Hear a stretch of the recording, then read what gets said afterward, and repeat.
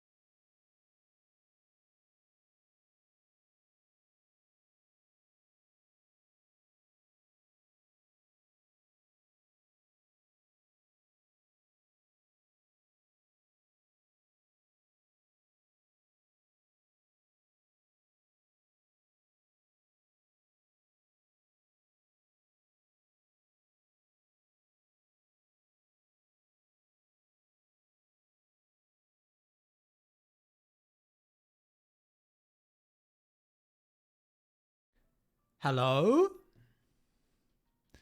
Hello? What? Hello? What are you guys doing here? Hi.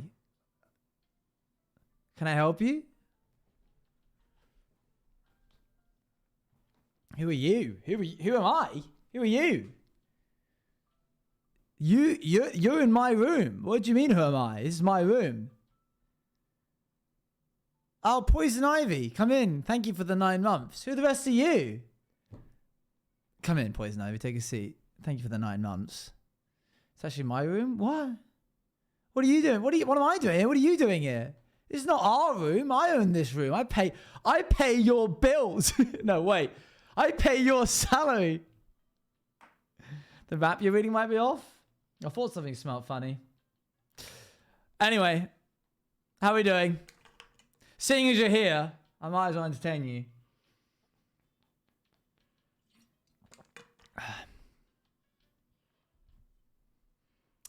Agree to disagree. Okay, buddy. Good. I'm good. Grove, thank you for that. Who are you and what have you been doing in my screen for 27 months? Let me out, please. Please let me out. Please let me out. Thank you for the 27 months, Grove. That's a lot of months, ain't it? Sorry, my brain is soup today. Soup. My brain is soup today because I've just been editing. That's actually all I've done today. But it is Pancake Day. Come in. Hold on, one moment. Let me get the right songs up.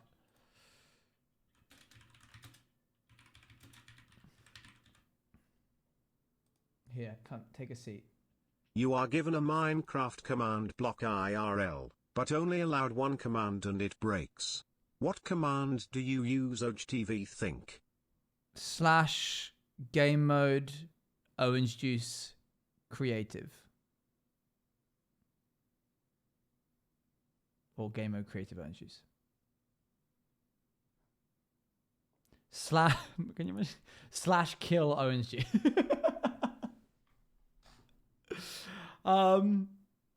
That's a good question though. Anyway, it's Shrove Tuesday, otherwise known as Pancake Day. Come in. Take a seat. This is not the right vibe.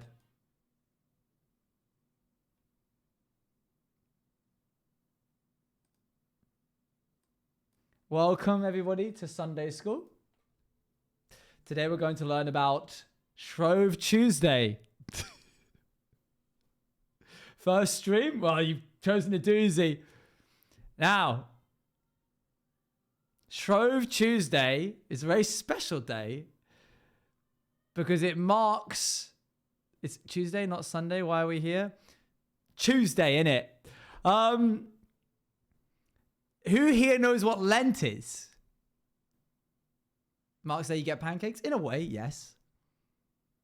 Anybody know what Lent is? Not lint, Lent. Me. Yes, you. Go ahead, Ethan. What is Lent? What is Lent?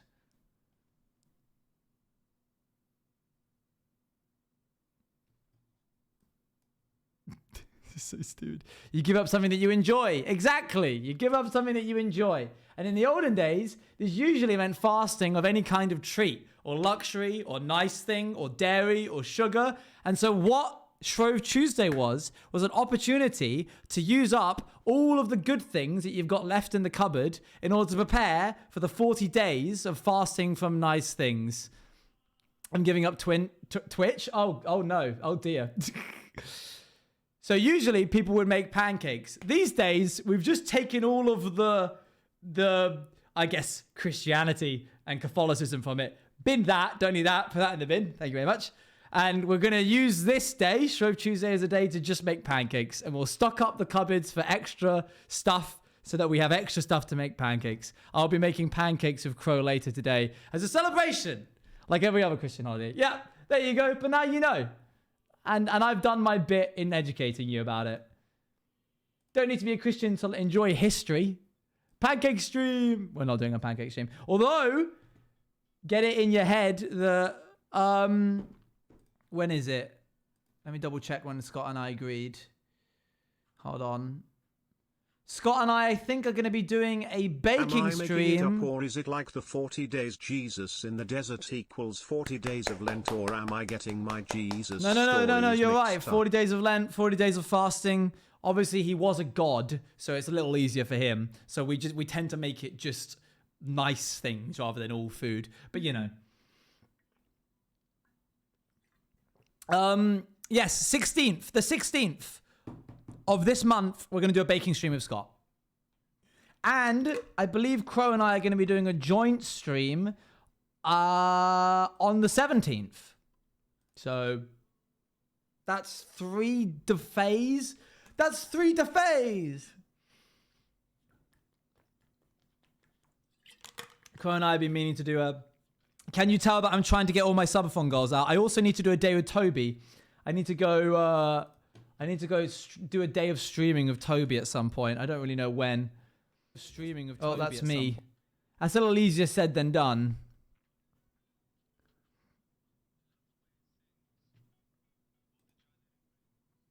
Day of rock climbing.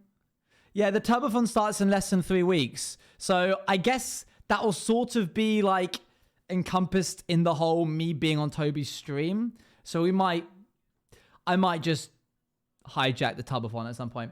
We're gonna try go straight into the game using quick play. I'm gonna click, you can't see, I'm gonna click creative right here.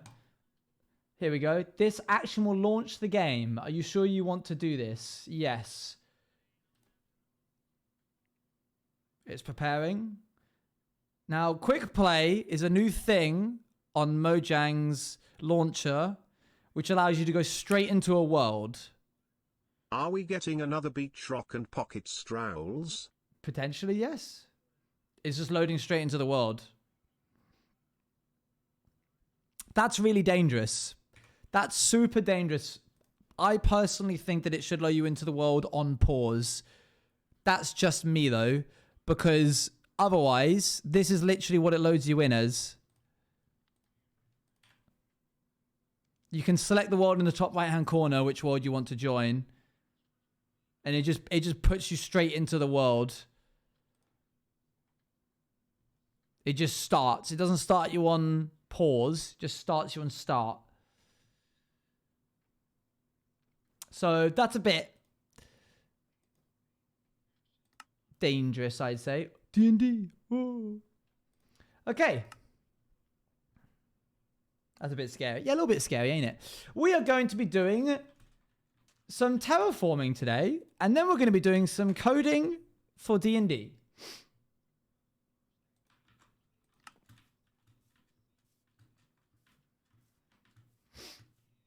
Hold on.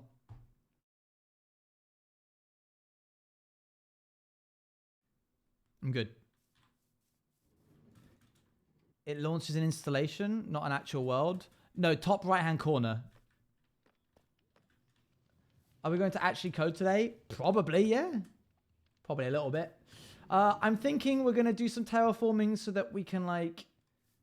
not bless you. I was just clearing my throat. I wouldn't consider that a bless you. We're going to do a path that leads from here up to here. And then we're going to do a path that leads along here. And then... Yeah, it's either giving me Forge 1.18 or Minecraft, but just a version, not a world or anything. I don't know what you said. What I'm just saying, mate. I'm not Mojang. I literally just did it. It works. It's in the game. It's in the launcher. Yeah, and so then we have a path that comes from here, and then we'll probably have a path that leads down to there as well. No, I would like to submit a complaint of you. It doesn't work. I don't care. I don't care that it doesn't work.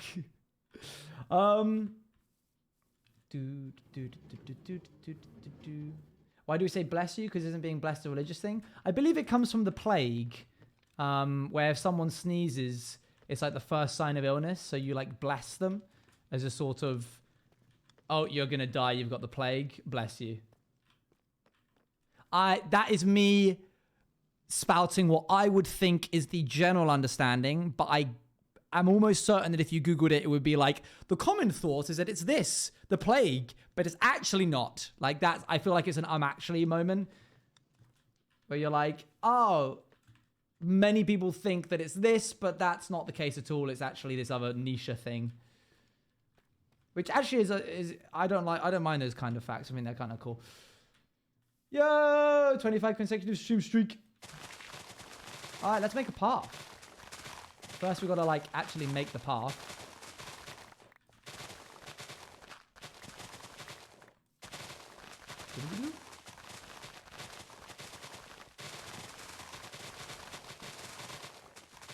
I'm going to do a little bit of terraforming by cutting this all back. And then I'm going to, like, see... It's also about, apparently, because people's hearts stop for a sec. Huh.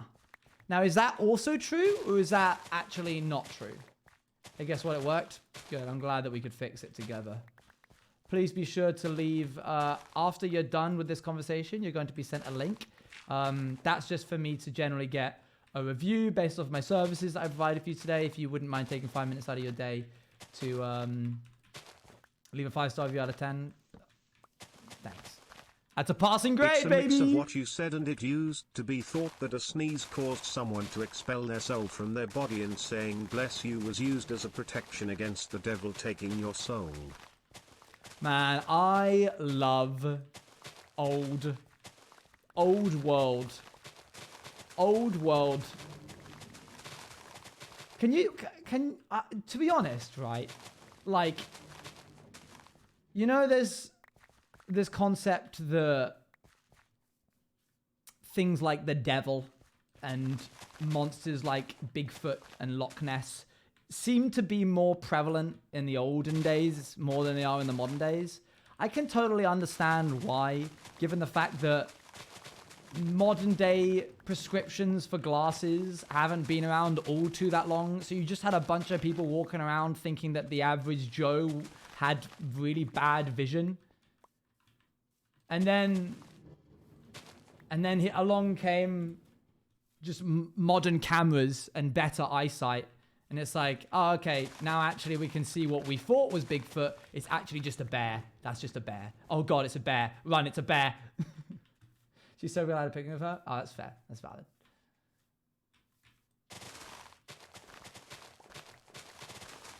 Man, okay, so I go to the mountains sometimes in the States on holiday. And I know that they're not really that common in the areas that I'm going, but I cannot help and think, oh, what if a bear turns up? Like, at any given point.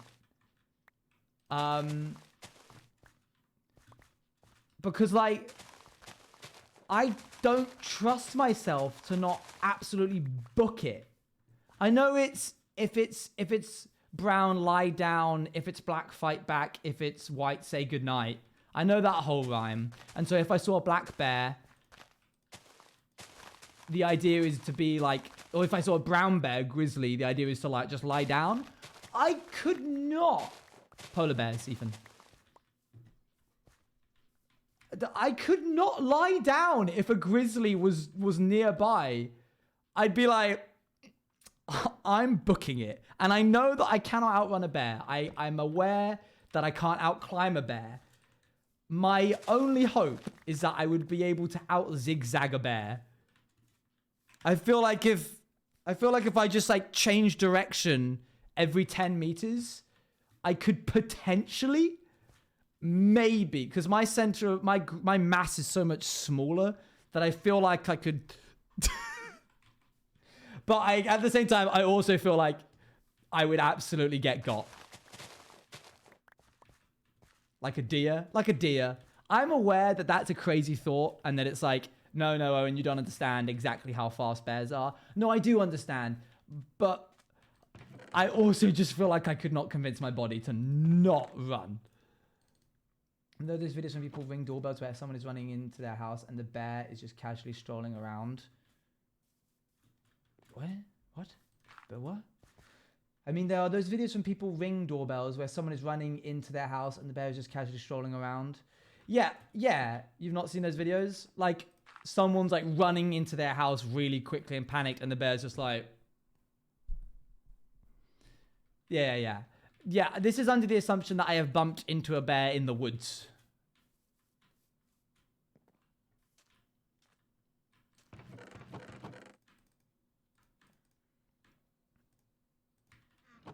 Oh, mate, I would be so mad if Bagheera was yelling at a bear.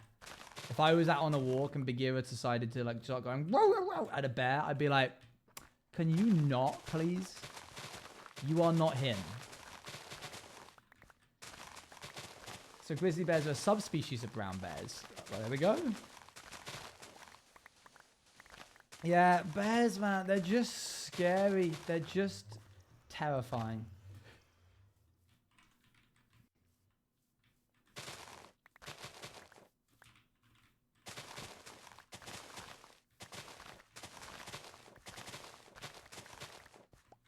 They're cute in the same way that lions are cute. Yeah, they're very cute. They're super, super cute. Don't get me wrong. I love bears. I think in order to have the path feel a bit more organic, it's going to come up here, do this, come up here, go up this hill, like that. Which means I need to cut this back a little bit. I would also thank the world for whatever life I've lived until the moment I see that bear. I would simply give up. I would not outsmart that bear. Yeah, because like, I know they say lie down, but that only works as well as the bear consents to it working. If the bear decides, not today, I'm going to start pouring at you, hitting your back. Man. I love the one person that's so wrong. Have you experienced a bear? What you the entire time that I've given any kind of idea of what should we do? Please never do that. Then what should we do? Because every time I say, oh, I'd run away, you're like, don't do that. I'm like, oh, I'd zigzag. You're like, no, don't do that. What should we do then? Surely you know if you've been saying you're supposed to back away slowly. It's more based on if the bear knows the rhyme as well.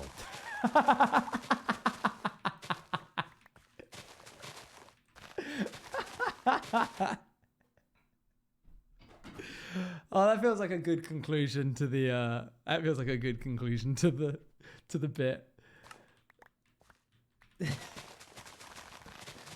If this was Whose Line Is It Anyway, that would be the moment that he'd do the buzzer and go, thank you very much, please take a seat. That feels like a good conclusion. By making yourself bigger and being loud. Man, I don't want to do that. I'm not out here trying to pick a fight with the bear. And it said, if you encounter a brown bear, you should lay down and play dead. You will not win a fight with a brown bear. If you attempt to run and defend yourself, it will kill you. Best option is just play dead and hope it's not in a playful mood before it tears you to bits. Yeah, man. I don't think I could, like, physically force myself to lie down.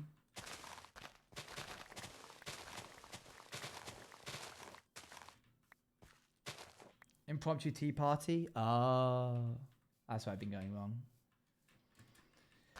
Alternatively, just carry bear mace on you. That'll sort that out right good and proper, that will.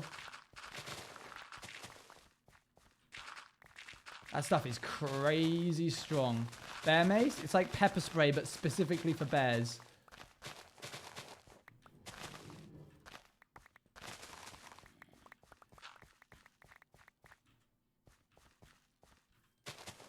That's so smart. It's like, it's got like a 20-foot range. It's crazy powerful. Comes in this canister and you go and you hold it out and it's just a jet of orange. Thank you very much, Lady Sunflower, for the 11 months. I want that just for fun. No, no, no.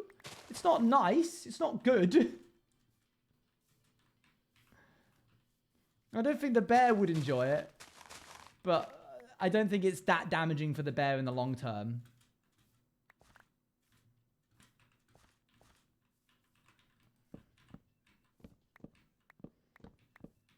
Did you guys hear about the time that Soup for Eloise got pepper sprayed in San Diego? Have you ever heard this story?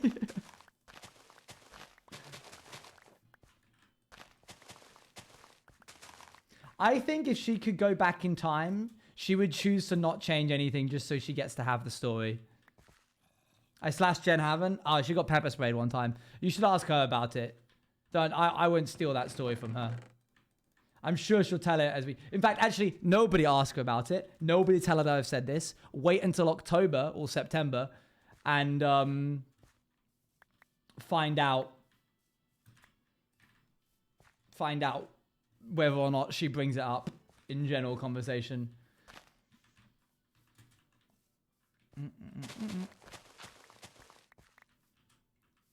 That's so far. I know, but the patience Don't know will be what to worth use it. this for, but I want to use it. Soa. Hi, I'm silly. Soa. Drawing RNDD. RNDD. Okay, so then we go down here. And then we go down here. Wait until October. And and then pepper sprayer.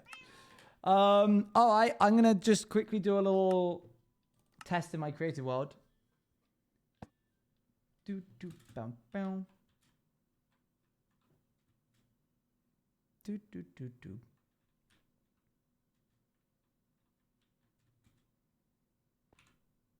I thought you were going to say just to update her, just to jog her memory. How does Tang's leaf actually look? It's like embroidered to heck in the middle to give it some structure. It's got so much stitching and double stitching here that this is like firm, and then these leaves are just wobbly. The leaf. Trying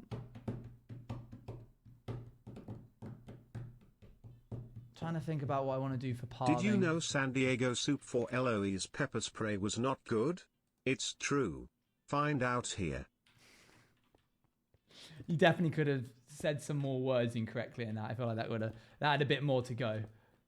But it was good. I liked it. It's a good callback.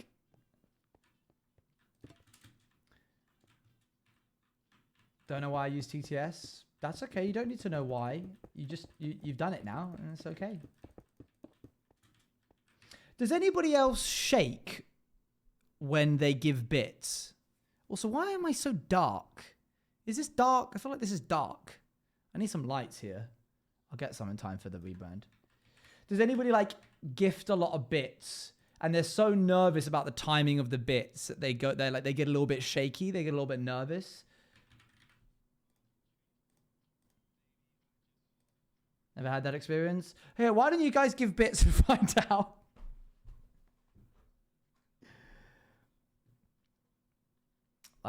Like the headlines would. Fair. I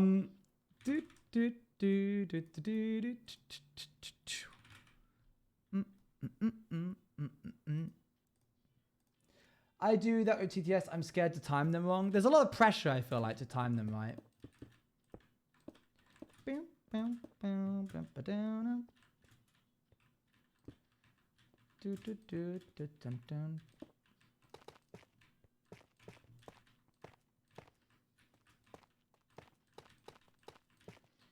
Times I teach this and had them overlap with bits. It must be scary.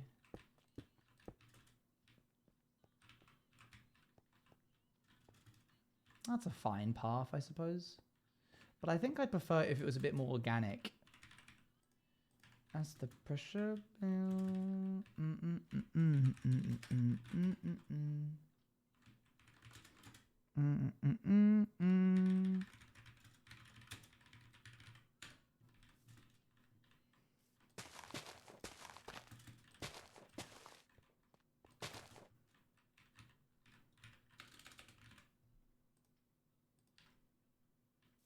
Car stream, yippee!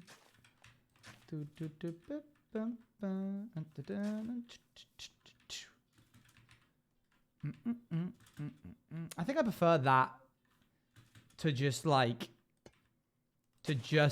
a square path, you know what I mean?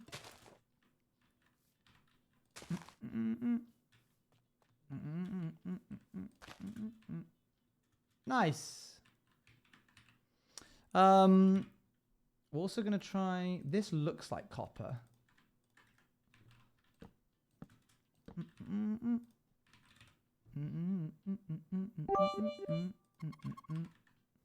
Thank you very much for the 50 bits. Minimum 100 if you want text to speech, if that's what you were going for.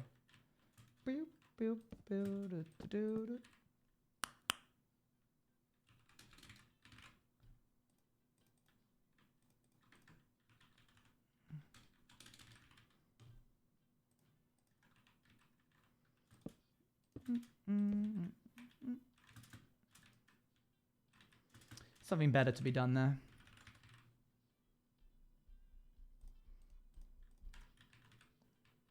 It's like that was like it in theory. I'm gonna look up some references of lamp posts. Oh, I see. Tarzan. Oh, I see.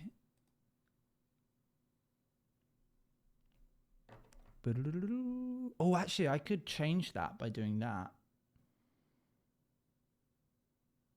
Block, wall, rod, wall, lamp. Lamp.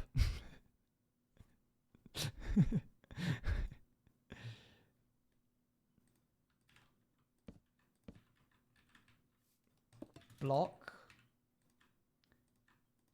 wall, but then instead of using a fence like they did, what if I did a copper, lightning rod?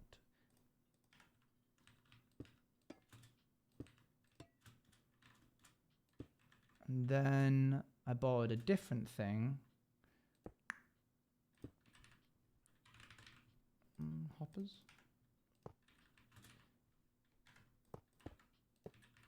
Oh, that connects. Oh, pixel perfect connection.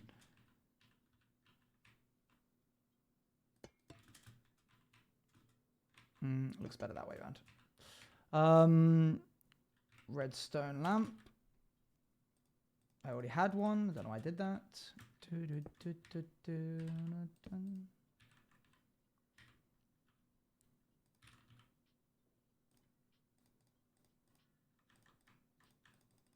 can also place an item frame and a pressure plate on top of a lamp, and the item frame holds down the pressure plate after you step off it.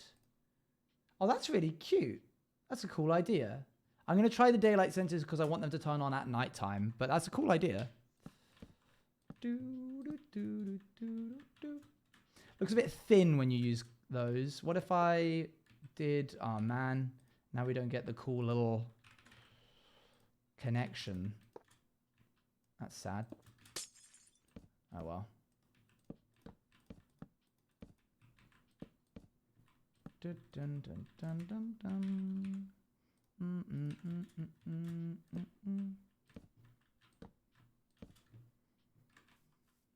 It's okay. It just feels really thin in the middle, like this whole thing would snap. Whereas if you used a fence, it wouldn't look like that, which is presumably why some people use fences.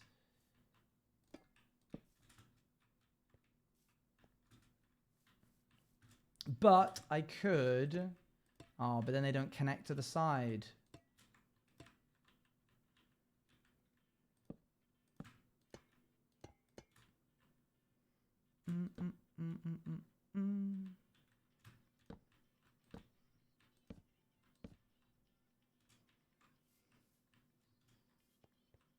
Wall to fence to lightning rod.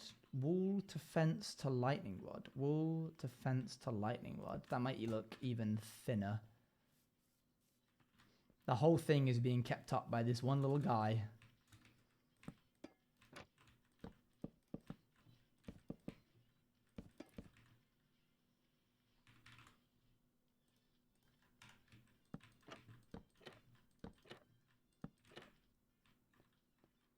That's kind of nice. When you get rid of the things hanging on the edges of it, it doesn't look as top heavy. Yeah, that's kind of good. I think that could work. Question, when this gets to nighttime and then turns daytime. Oh good, these don't change. I was wondering if these were going to change at night. Oh, I see it. Iron bar to make it even thinner. I mean, I could also have these open if I wanted it to.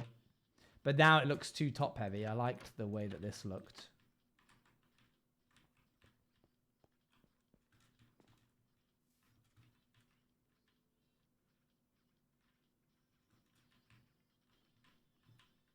If you have it open, then it looks too top heavy. I'd have to remove this.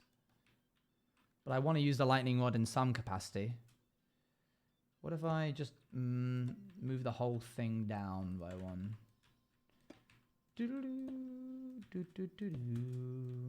And I remove that. Oh, wow. Okay, that connects perfectly as well.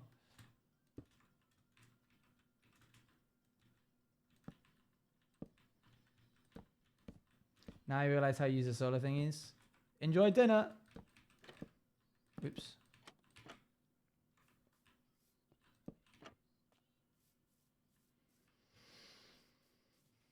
I almost prefer these without the copper rod, I'll be honest.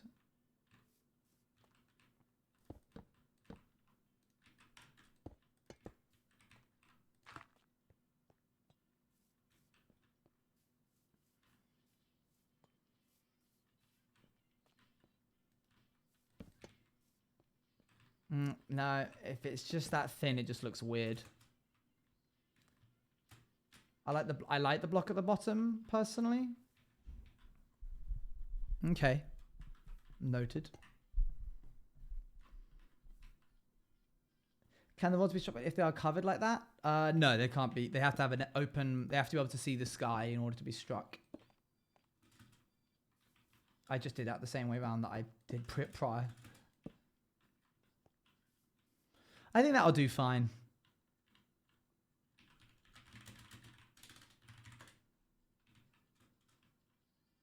Good. All right. Let me take a photo. Dun dun dun dun dun dun bum bum bum bum bum bum.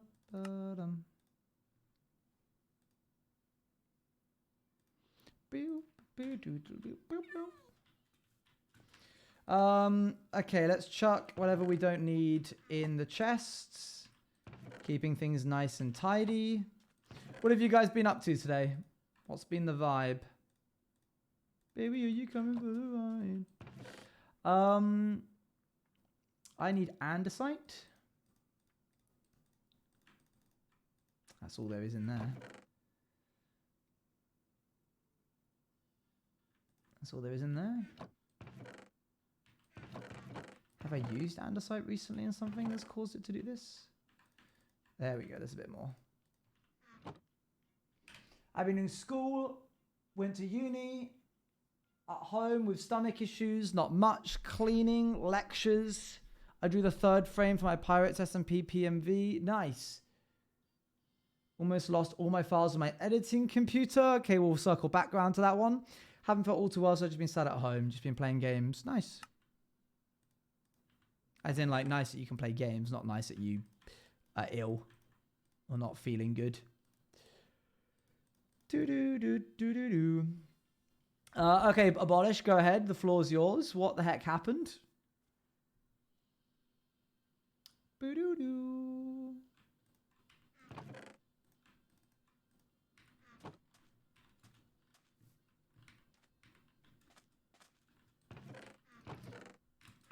Chat, do you see the stone cutter at all?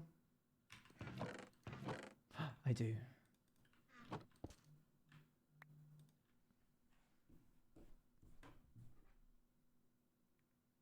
Okay.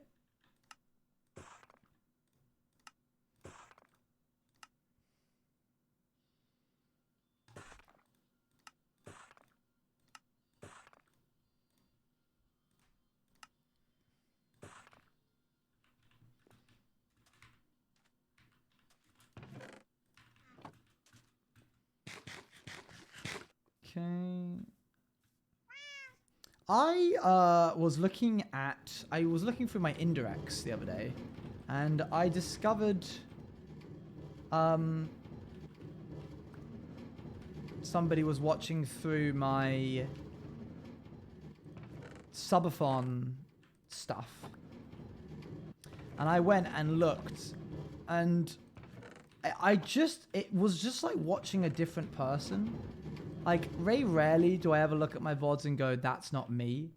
But the subathon, for some reason, feels like... I think it's a combination of the fact that I haven't worn loose-fitting clothes in a really long time. Like, I haven't worn shirts because I've literally just been wearing hoodies. Was trying to transfer files over, and for some reason my Mac froze, so I tried to restart it, and it then locked itself on the loading screens. Today I found out Abolish has a Mac, which I didn't expect. But I won't comment on that any further than...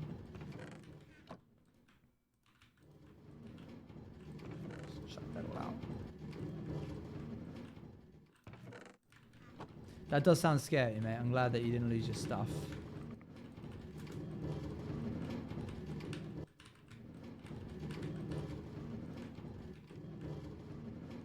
What's wrong with Max? Oh, mate. I only tend to do 4-hour streams. I don't have time. Do-do-do.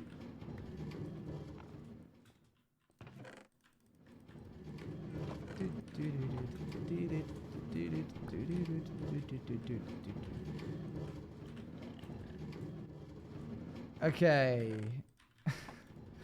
Let's see if we can cook some of this up. Just 2 stacks, please. I had to go back and recover the data from the time machine. That was... Oh my gosh, you had to use a time... Bro. That's when you know it's bad. That's terrifying. I'm actually going to do myself a favor here and just remove this one.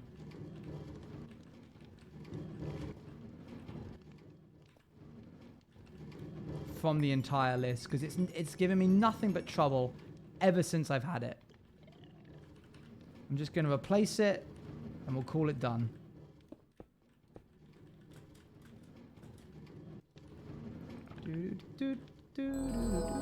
Hello there, Raiders. How you doing? Good to see you. Whoopsie daisy. How is everyone? We're currently cooking up some stuff before we do some coding later. Thank you very much, Martin, for the raid. Hope your stream went well. Martin, I don't know if Martin's even here. He might have to have rushed off. But if he is here, I'd like to know his opinions on the PC versus Mac debate. I don't mind if people use Mac. I try not to give people a hard time, but I personally could not.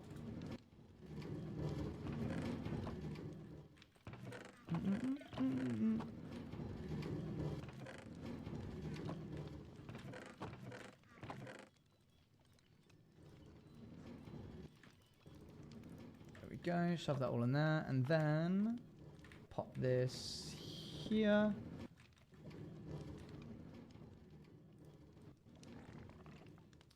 Pop that there, And away we go. He did in fact need to rush off. That's valid and fair.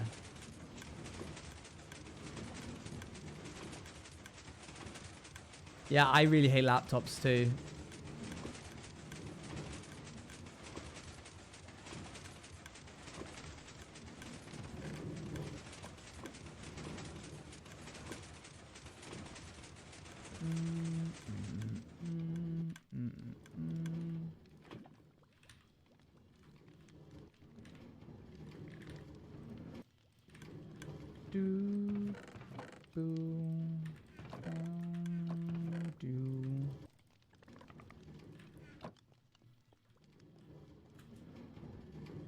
That's why I have both a PC and a Mac, because Mac does have some issues. Wow, okay, fair enough. You're dual wielding, that's crazy. Okay, looks like we've got some stone cooking up. Shouldn't take too long. Who in the world actually uses those rectangles where you got to move your finger to move the cursor?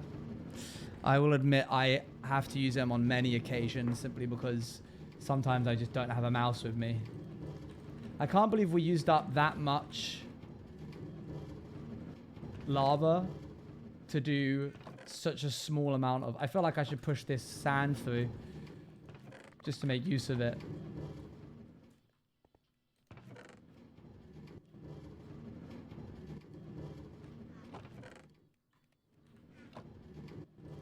Like, it's basically done and we used up so much energy. It is so much easier, you're right. But sometimes you just gotta use a trackpad. So many bricks. Yeah, who would even need that many bricks? That's a stupid amount of bricks when you think about it. Gentle sobbing. Okay, let's chuck all of this away. There we go, my inventory's a little bit clearer now.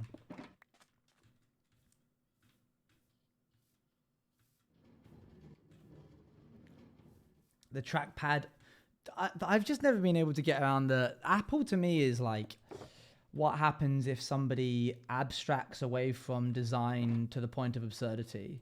They go like, let's make these things as simple as possible. Let's take away all of the detail, all the nitty grittiness of it, and be left with just the bare bones. And then they went ahead and removed right-clicking. And I went, well, hang on, I need right-clicking. And they went, nope, you've got to use 2 fingers now to right-click. Why? Why? That doesn't make... This is so good. This is such an intuitive design. Just ba ba ba ba ba ba ba. I got to go... Pff. God, I hate it so much. You can still right-click. There it is. Yes, you can. It just takes 15 years. The thing is, no, but that's it. That's what I mean. This is when you're having to... If the answer to something that Apple has done is, oh, well, you can turn that off, then it shouldn't have happened in the first place. I shouldn't have to go into the settings of anything to fix anything about the operating system. They should just make a good operating system. Next, we're getting rid of left clicking.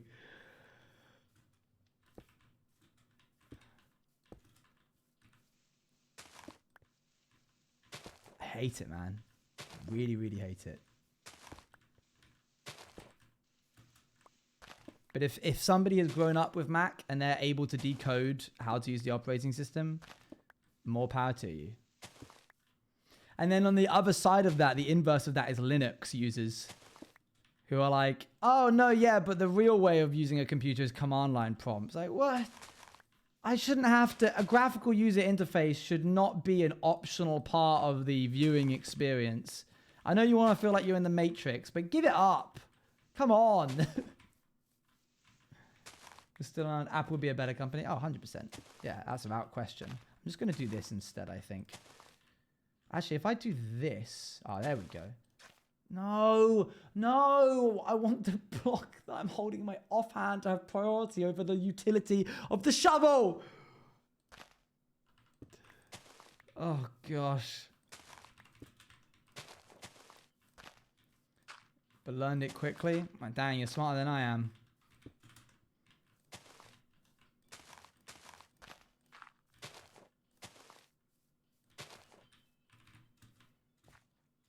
but I hate this whole metaverse thing. Every game is trying to do now. It's just a new fad, isn't it?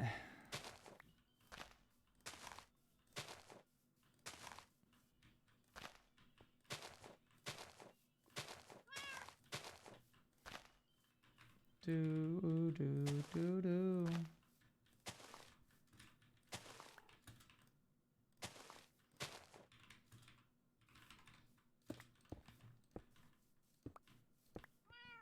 If it was that I missed a vital piece of meaning, why are you dotting andesite around for a path? You got it. You got it in one. Didn't even need me to tell you.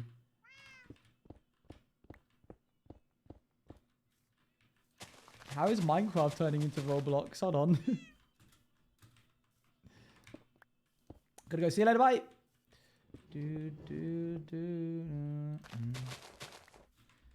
Everything costs money? How so? Elaborate. Because I'm interested in the viewer perception of this. I keep being recommended posts on Instagram in Dutch because there's going to be a Dutch actor playing Jean Valjean from next month, so I followed him and now I don't understand half my Instagram help. That is incredible. Hey, you reap what you sow, man. I don't know what you want me to tell you. Remember Outsiders SMP? What's that?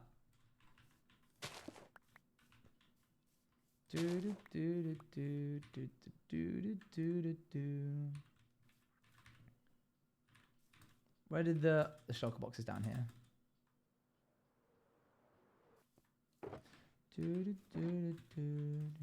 On Bedrock, skin packs, mods, maps, and text packs, basically all of them cost money. Yes. Because people have made them. So I'm confused about what the bad bit is of that.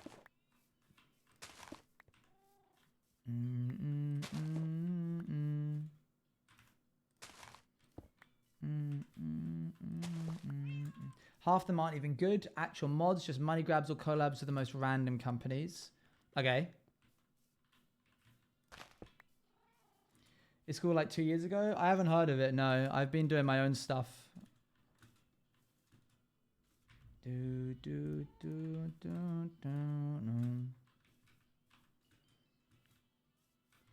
All right, chat. Where would the desire path for this be? If I was walking out of here and I wanted to walk to my base, I would walk along here and I would just go straight, wouldn't I? I would just follow this down here. And I would just go to this bit. And then if I wanted to go from here to the farm, I would go up this bit. Which means I'm going to end up with a little square right here of stuff. I think right here is going to end up being... Yeah, I guess I don't really see what's wrong with Bedrock because I think that people who make content should be paid for the content that they make. And I think that anybody who does bad cash grabs naturally won't make money. Like, it's up to the user to spend their money on what they see fit.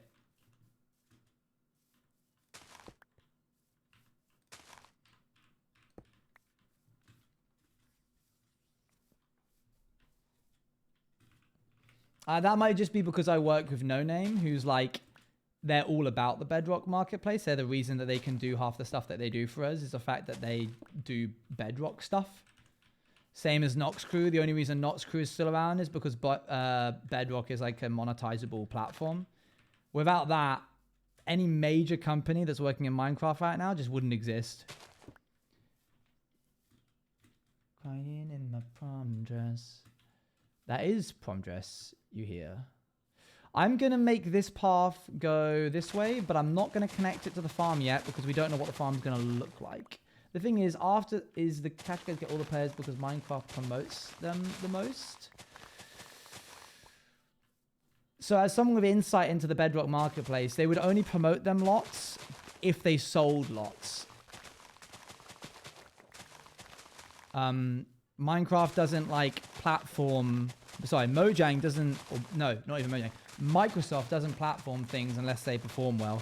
So the cash grabs are working. They're bringing in money. So they can't be all that bad. Unless it's just kids using their parents' money and just buying the most random stuff ever.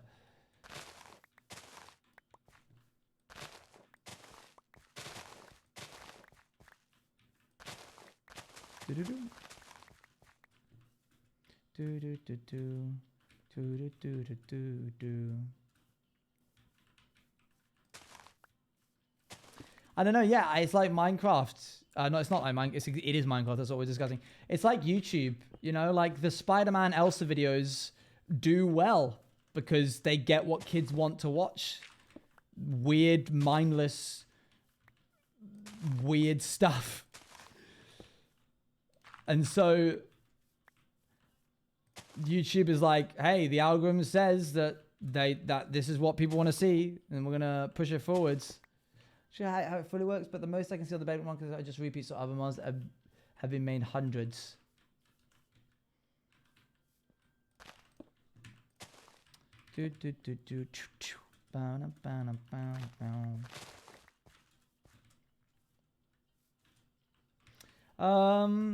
Okay. Shopkins unboxings were my childhood. Whoa. Whoa. That's crazy.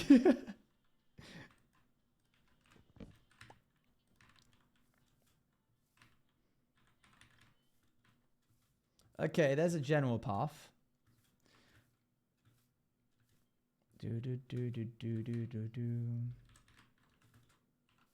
I guarantee you there's some really good stuff out there on the Bedrock Marketplace because I've been in it. I've made the trailers for them. I've seen them be made. But yeah, you do got to know what you want to look for and then trust that the trailers that you're watching communicate what you want to see.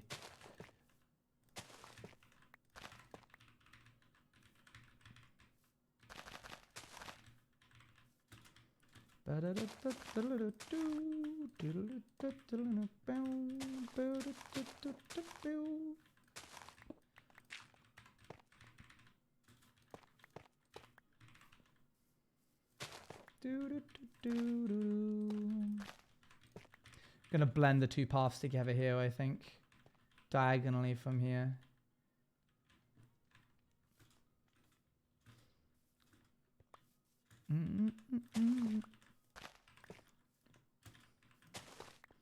Yeah, like Bedrock was always gonna happen because Microsoft bought Minecraft for like a bajillion pounds. And then they were like, okay, we've just sunk an abhorrent amount of money into this. We need to make money somehow. And so they made a monetizable marketplace that encouraged people to create for them, even if the things that they were creating were inherently bad. And then they went, okay, we're making money, and presumably they've made their money back by now. I would be very surprised if they hadn't. And so now, I don't feel like that right now. And so now we can continue making Java, which, let's be real, Java doesn't earn them anything. There's nothing appealing about Java to the company.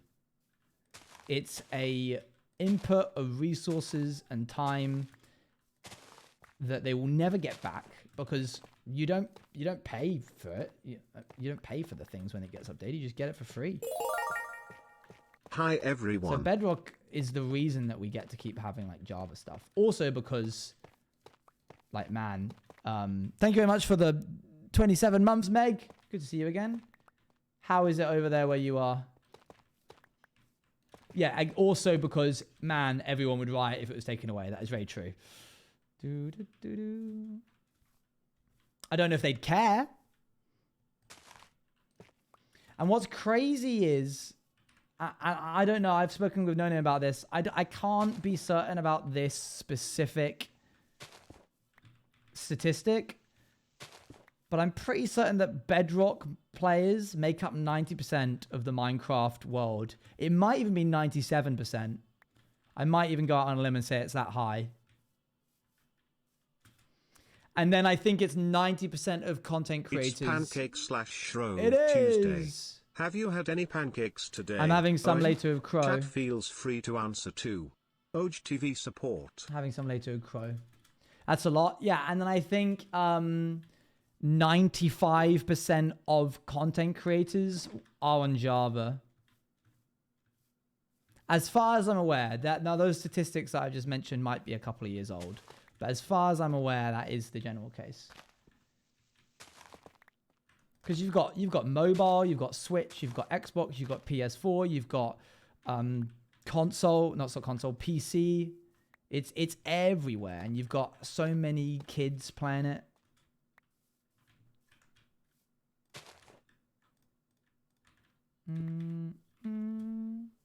There are baby squids. Dang, that's sick. Dang it, man. I want baby squids. Such a strange quote out of context. Someone needs to start an Owens Use TV quotes Twitter account. And it's just a collection of random things taken entirely out of context. Doop, doop, doop, doop, doop.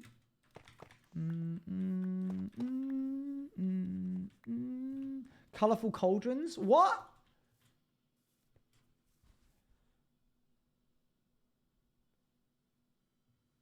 I don't think I've seen many popular. Yeah, there's a reason for it. It just feels off. Okay,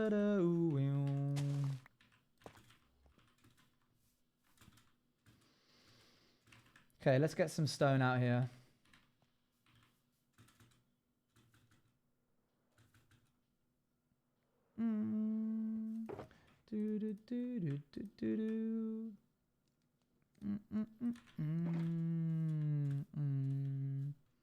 Dye can be put in cauldrons to dye multiple things.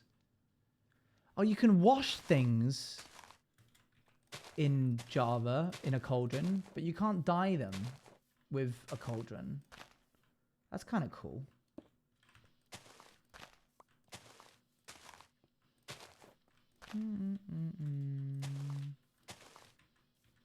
Do you think people watching you are kids?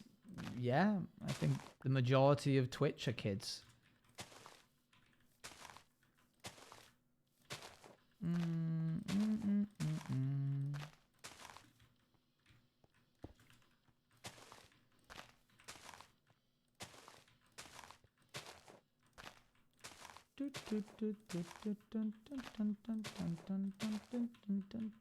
Yeah, also don't put your age in chat. Yes, Brooke.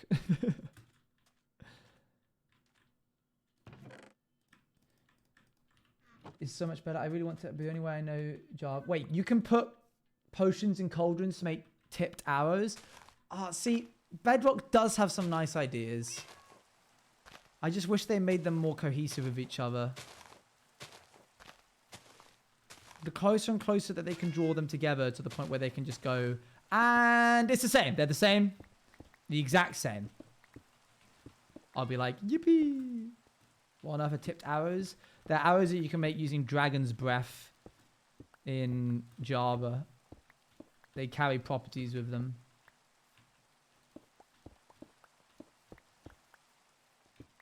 I can only imagine, my only guess is that they have different, I don't know, teams for each thing that sometimes disagree on how something should be implemented to the point where they just like go different ways. Or maybe they tried to implement certain things into Java that can work in Bedrock but just can't in Java. You need Dragon's Breath, yeah. No, that's for lingering potions. But don't you need lingering potions to make tipped arrows?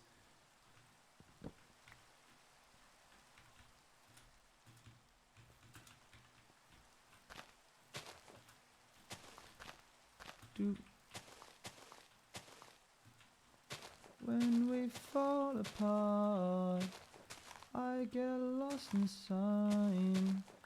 When I feel the lows, I forget the highs.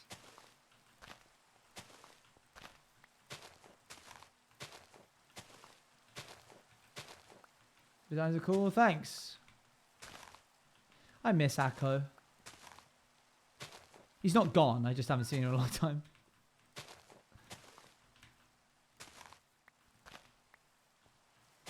I think I have a chest infection which isn't fun. Oh, wow. So I tried the good old honey and lemon recipe, warning it's horrible lamau. No, no, no. Lemon and honey, if it's horrible, you've got the mixture wrong. It shouldn't taste horrible. It should be like there is a point where if you put too much honey, you'll start to grimace after the first like half. And if you put too much lemon, it will hurt. But it shouldn't taste bad. We blame that? Okay. Now Lemsip, that stuff is vile. I hate Lemsip with a passion. But sometimes you gotta have it. What do you think about this path, guys? Does this work? Oh, I haven't actually been putting any along this bit. You can't swear here. You got it exactly right. You're catching on quick. One not so daily Minecraft fact. Oh. There are 5,713,438 34.1% of sRGB, colors leather armor can be, 90% sure that's for bedrock. Wow.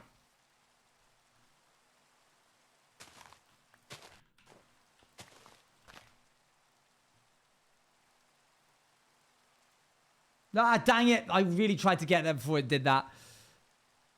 I was like, hang on. My alarm bells in the back of my head were ringing. And I was like, why do I feel on edge right now? I feel like something's about to happen. And then I was like, wait! I tried to tab out. I'm going to commission a family-friendly version of Akko's songs. Although the nature and the theme of them is not really the most family-friendly topic, so I don't know how he'll appreciate that.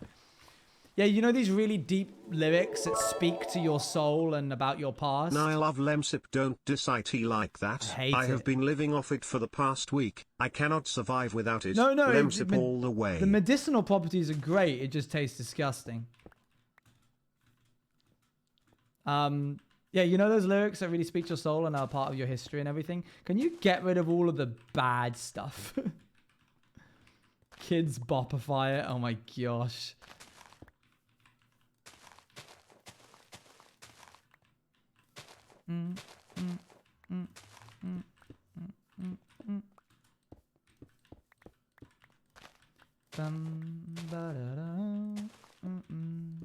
This is not MCC music, but you would be forgiven for thinking it. It's actually Celeste music, which if you were going to jot down what else is a Orange Juice TV core song, that would be one of them.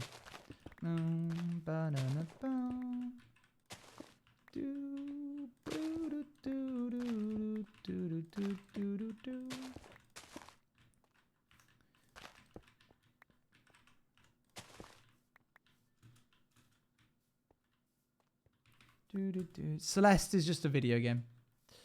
Okay, I'm gonna need some kind of like. I don't really know how I'm going to make this bit. I'm gonna have to turn this into an actual staircase here.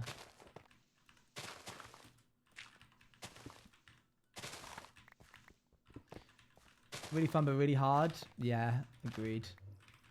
Maybe I'll play it for the subathon. Oh, mate, watching the ending of Water Munch's subathon, and then watching day 5 of my subathon has really got me like pumped for July.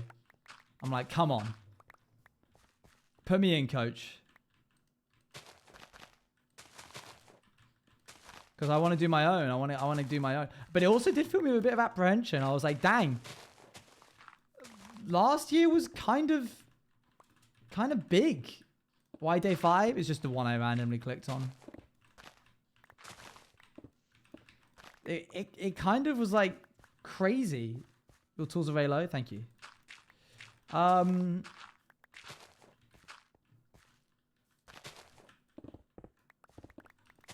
Yeah, I don't know. I'm just like nervous now. Lots to live up to, you know?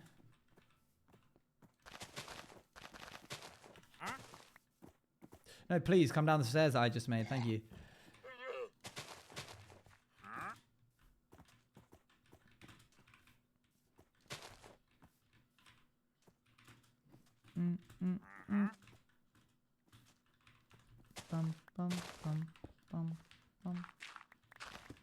This will be my first OJTV subathon. Cool. You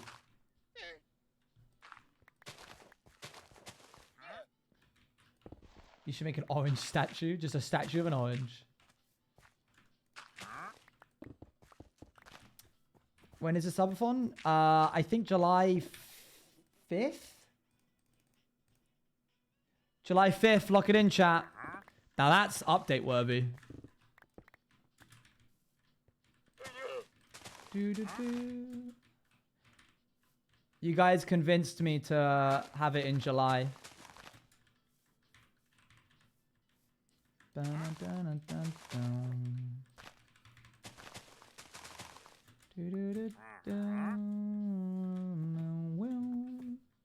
Fun fact, Pancake Day is designed so that people can use up all their eggs before Lent so they can give up meat.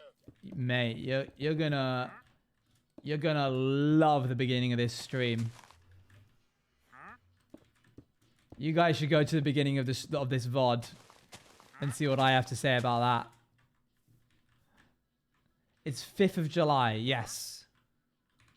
That is a Friday, right? Yeah, that's a Friday, 5th of July. Hello everyone, how has your day been going? Good, thank you.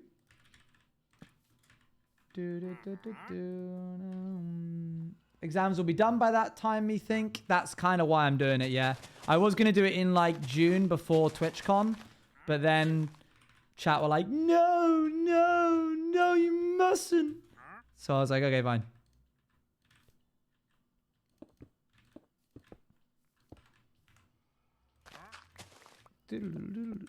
We do not sound like that. Some of you do.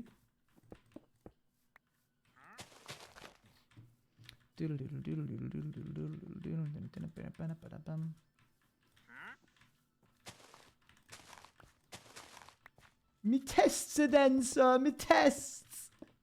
I gotta revise. Chat be like, haha, Owen's old. Sorry, I have to go revise for my GCSEs.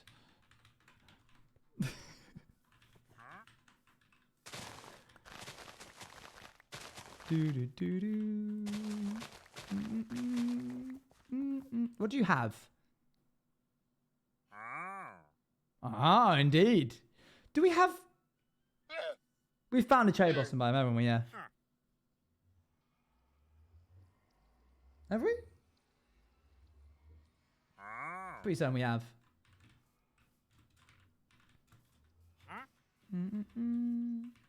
To be fair to chat Owen, the mods did also collectively go please July is better. They did. This is true. I'm pretty certain we have found some... Okay, well, just to be sure, we'll buy some.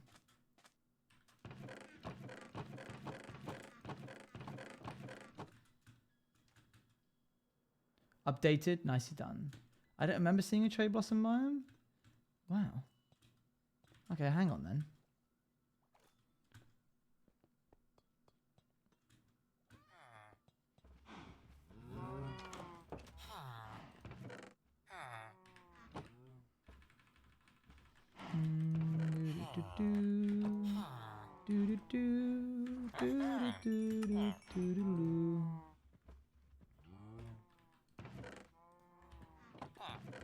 One.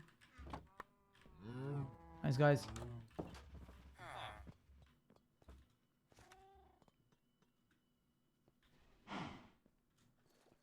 What's a GCSE? It's like the first type of exams. Don't you go through that portal? It's like the first type of exams that you can have in the UK. I don't know what the equivalent is. Can I please buy some cherry blossom biomes of you? And also revising PFFTT. Who needs school when you have PFFTT. twitch.tv/ONGjuiced? True. General Certificate of Secondary Education. Wow, today I learned what that stands for. That's pretty cool.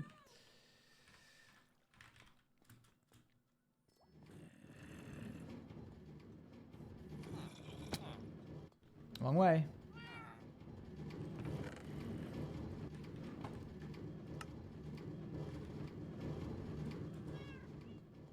What is TTS? Text to speech.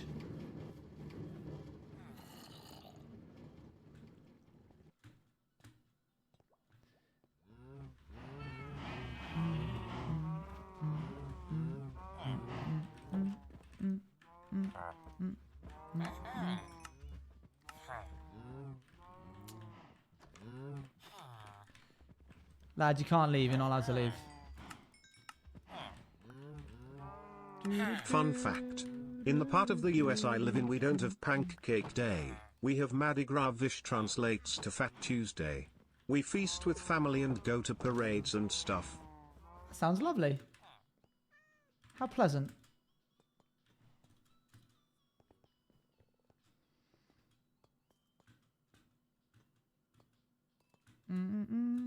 We love Tough and Andy.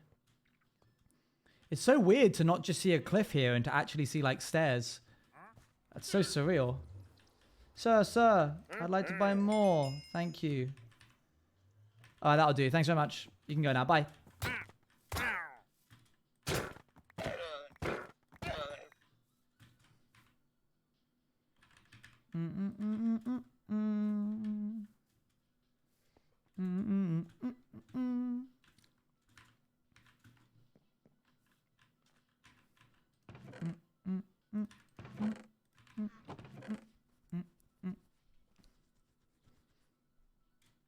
The poor llamas, poor llamas, they say. That's what they say. They say poor llamas. Oh, the llamas. Oh, poor llamas. That's what they do. They go, poor llamas. Poor llamas. That's what everybody says. They go, oh no, the poor digital llamas. Oh no, it was so sad when the code stopped rendering them. Oh, how sad. Oh, I'm so upset over the poor digital llamas. You sicken me.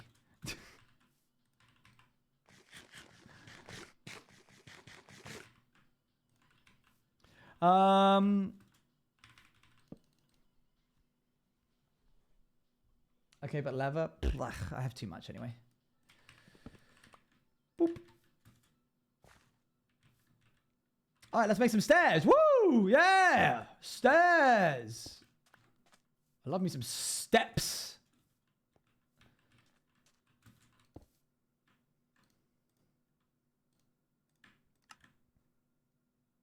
Ten of these. Oh. 16 of these. Probably gonna need more of this.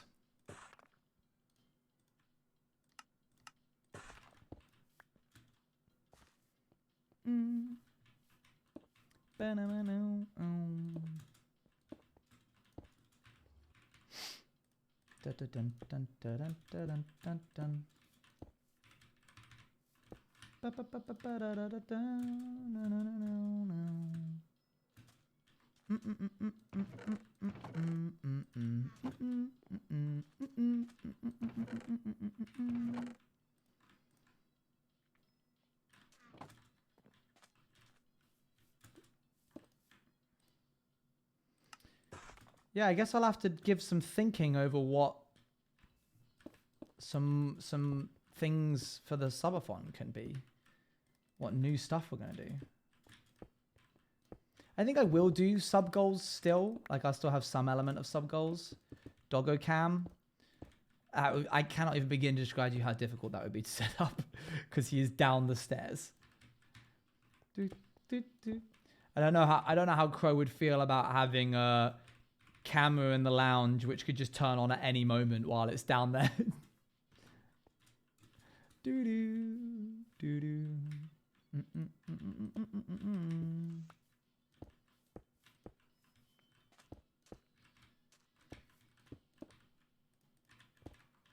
So a streamer asked, so he shall receive, and I have an Owen Quotes Twitter account. Goodness me, you can have time. I hope this doesn't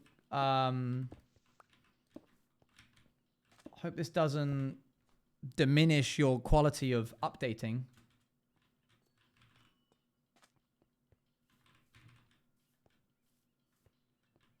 Peppers. Ah, you suck. How dare you?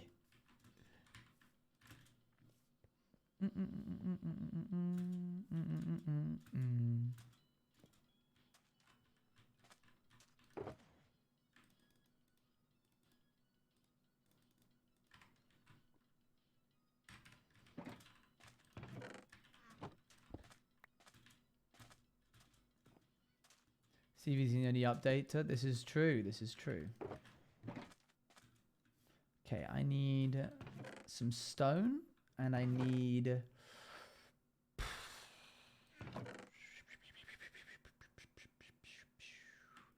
I can use andesite slabs, why not? And I need some grass. Why is the account Josh Hutchison in an what? I'm not gonna we're not gonna dwell on that.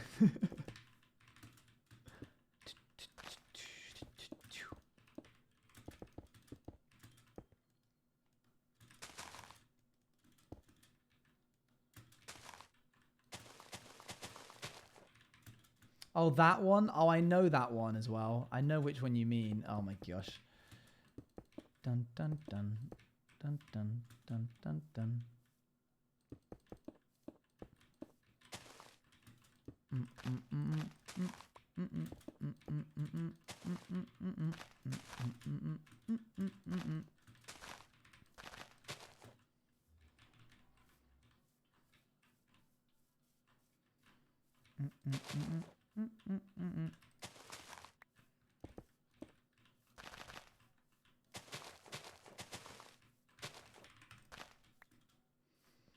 Good. So far, so good. Let's try this.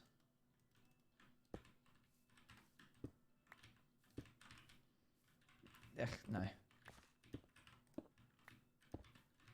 Don't know how to round that off. I'll figure that out in a second.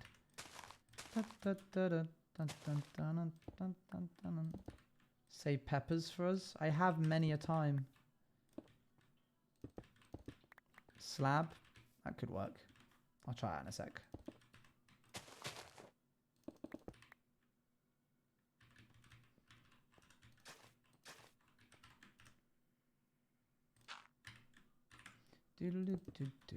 Do.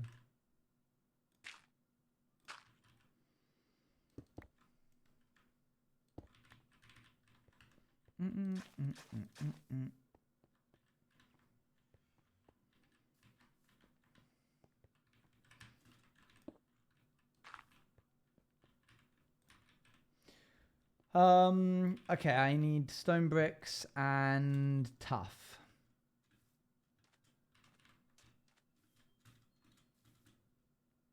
Boop boop.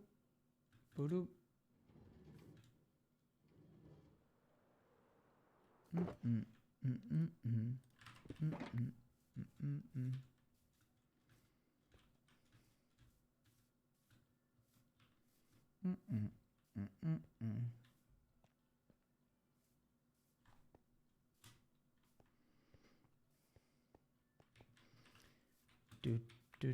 Do.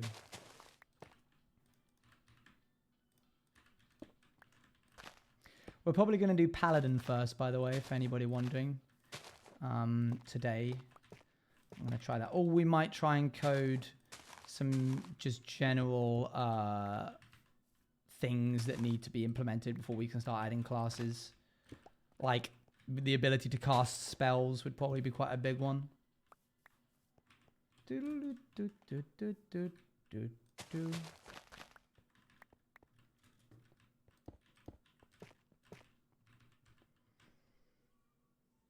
OUTV quotes, and that was it. Well, there you go. You got it in one. Well done. Let's cut this back a bit. Okay. Cut that back. Replace that with some of this. Replace some of this. With some more andesite. I know I have some more somewhere. I think it's in here. Yep. There, and there. And there, and there. Good. Next up is turning some of this into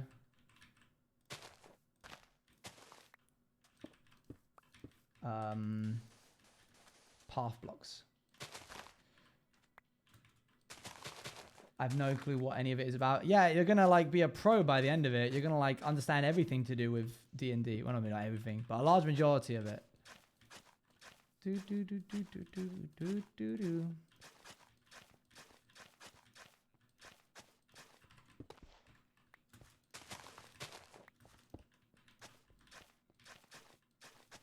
Do do do do do do do.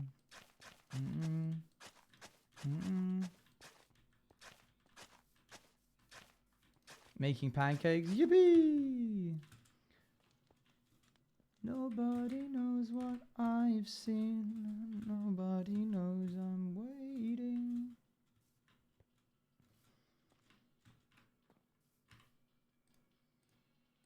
Harvey's is so good.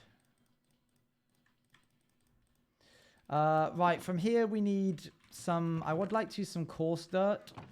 Don't know if I have any of that left, because I use so much of it on...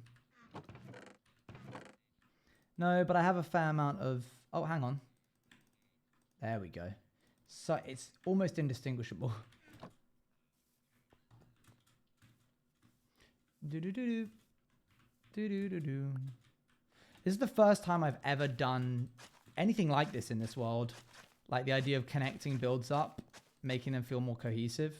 It's all just been like individual spots. Nobody knows I'm waiting.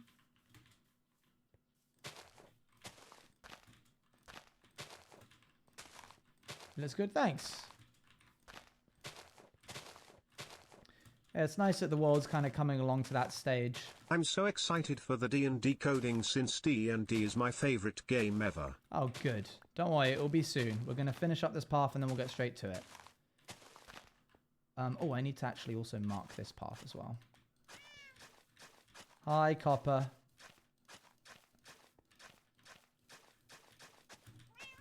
Yeah, hello, mate. Oh, sorry. Actually, I'm not going to do this one here. Remove that. We had fences scattered along the edges and lanterns and bushes and buttons and pressure plates. So you've completely stolen that from me now.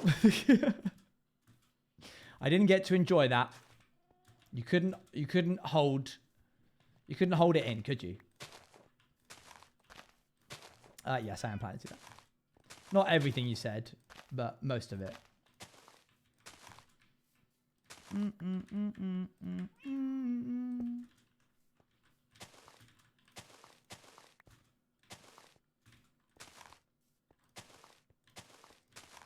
Pop all this in.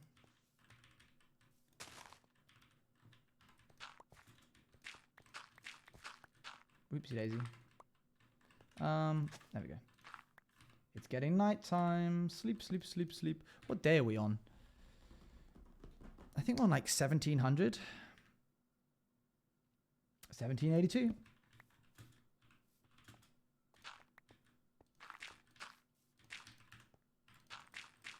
Coarse dirt. I have grown to love coarse dirt.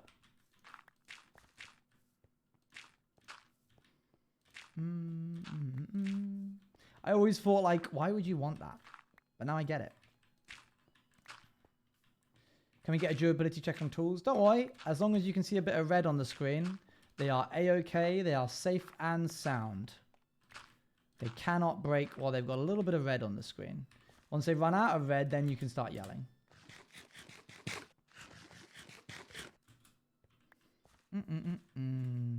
Okay, now we need to grab ourselves some slabs. Oh, hang on. I always forget this bit.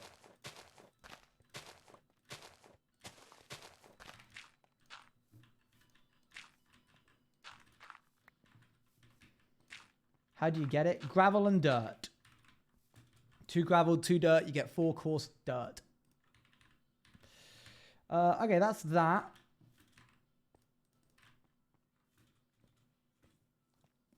I think you can also find it naturally in that, yeah. Oh.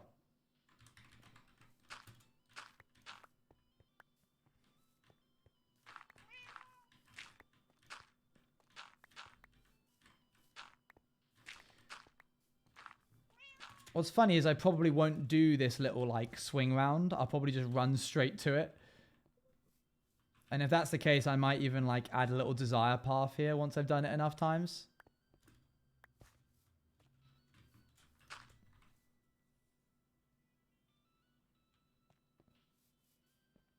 A Lay's? Mm-mm.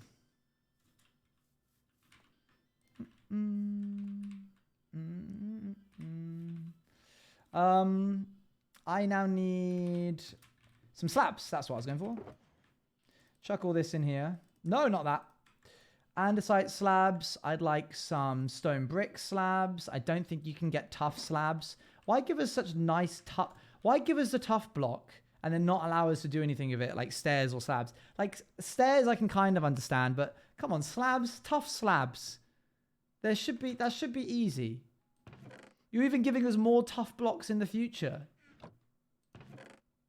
Mate, dirt slabs would be something else. I can only dream.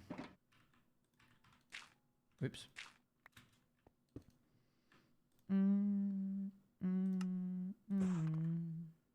Some of that.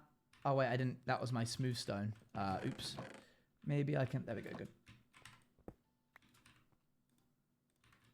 You're going to love that. Yeah, I just hope that they like. It would be nice if they gave the old tough also slabs. So that we can have slabs of old and new.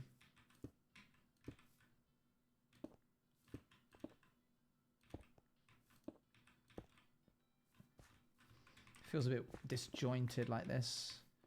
Might grab some of this. And then some of that. And then build this out. I think they did they? Oh, well, not in the most I mean, they might have done in the actual update. I hope so.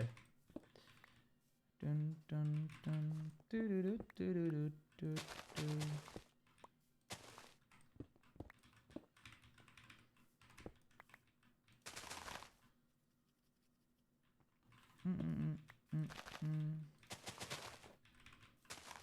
I'm totally supposed to be working on my project right now, but stream is more important, Lamau. It really I'm is. making a little Valentine's Day game show type thing for my friends. Oh, that's cute.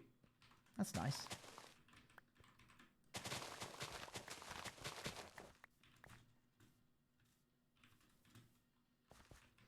Man, like, see...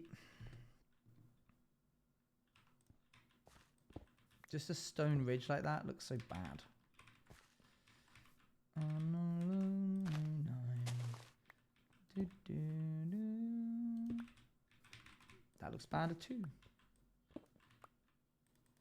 Tough stairs, slabs, and walls were added with the other tough in the snapshots. Oh, great, good. Well, I'm glad that they eventually got there. I kind of want to try something. I don't know if this will work.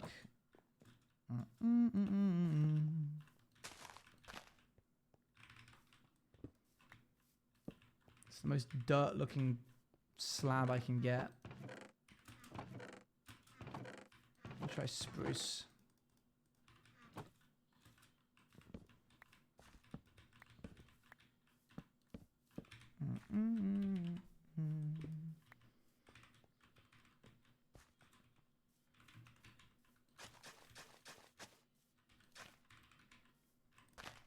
Bum, bum, bum, ba-da-dum, da-da-dum, dum, dum.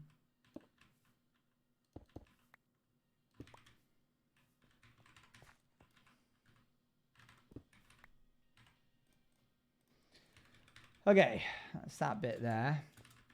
Can we continue this?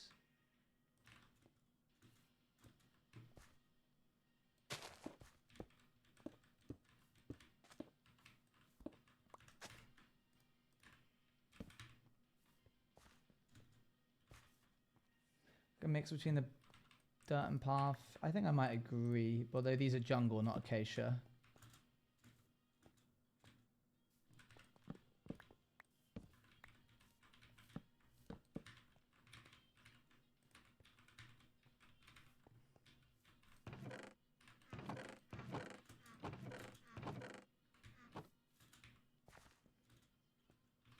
Haven't caught your streams and all. Hello, how's it going?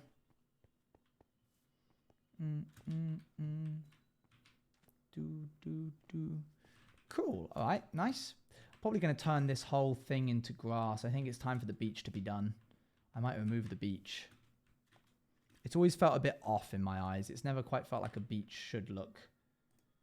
The Age of the Beach is soon to be coming to an end, chat. This is an important part of the history of the world. My job is just beach.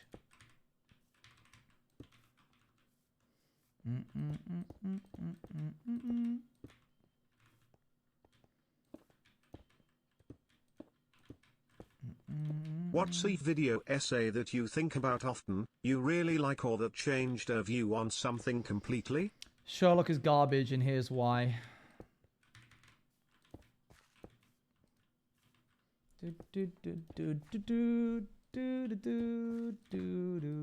Yeah, made by H Bomber guy. I think the same guy who did the James Somerton stuff recently. This is coming from someone who loves Sherlock Holmes as an IP, by the way. I adore Sherlock Holmes and the movies. The series, the BBC series, was something that I really liked when I was younger. And then for some reason, something changed when I watched it again. And I was like, oh, I actually don't know why. I don't know if I like this. And then I didn't understand why. And then I watched the video and I was like, oh, IP, like an intellectual property, like an idea, a concept.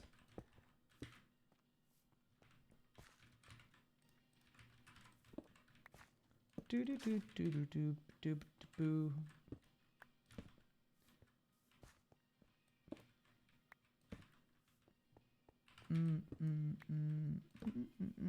gotta give it a view. Yeah, it will make you realize. It'll also make you like angry on behalf of Irene Adler. Irene Adler, I think. You're like, oh yeah, they really did ruin that character because Stephen Moffat is inherently sexist. I feel that might be the first time I've ever said that out loud properly. It's a viewpoint I've held for a while, but I've never really like wanted to put it out there into the world. But he really is. And I think Doctor Who, you need to look no further than Doctor Who as an example of it.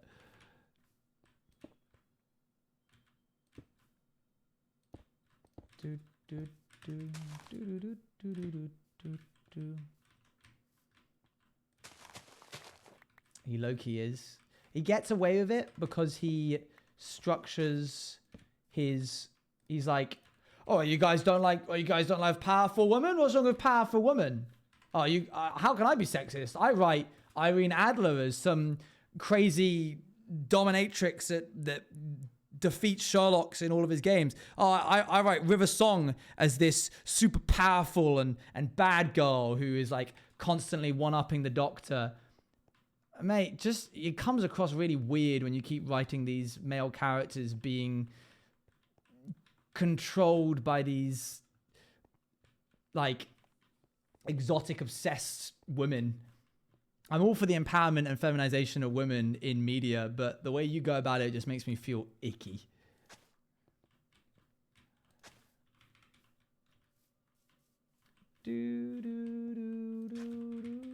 I need to watch that one. That sounds good, Stevie.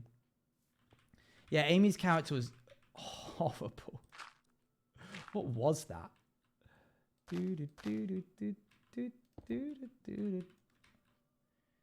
He's like, oh, she's a kissogram. You're not slick, Stephen. I see through your ruse, and I see through what it really is. Stop being weird.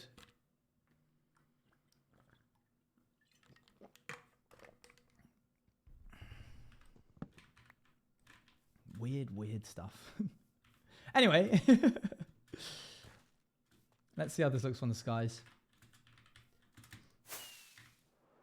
Do you like the Star Wars sequels? I don't hate them, but I've never really liked Star Wars in the first place, which is probably a bit of a controversial thought process. Path!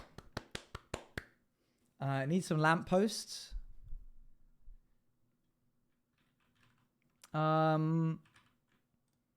And it needs some pressure plates. It's belly touching again. They could have pulled a million different reasons for it to have a police uniform. Yeah. Instead, they made it weird.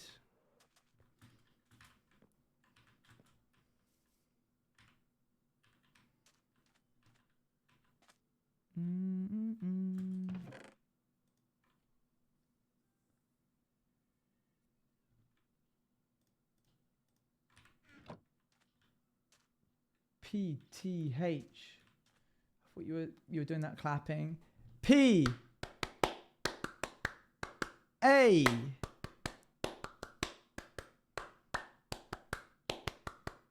T. MCYT updates. I'm on to you. I've seen your tweets. This is a direct call out of the person who runs the MCYT updates Twitter account. You put a clip of my Twitch channel on your page saying Owen describes how some waiters sang happy birthday to him in a restaurant. That was a lie, and you know it. That didn't happen. That's what my sister did, referencing a Family Guy joke. And I'm onto you, and I'm watching you like a hawk. And every time I see you upload a tweet now with a clip from some Twitch account, I go and look at the source, and I double check just to know for certain whether what I'm looking at is legit or not. Because now I can't trust you, because you're perfectly calm and perfectly fine with lying and being like, oh, I know that this isn't really what happened, but it's funny if I say it is. I had friends of mine send me that tweet being like, please tell me this didn't happen, oh my God. And I was like, okay, yeah, it didn't happen. I can tell you, congratulations. I can confidently say that didn't happen.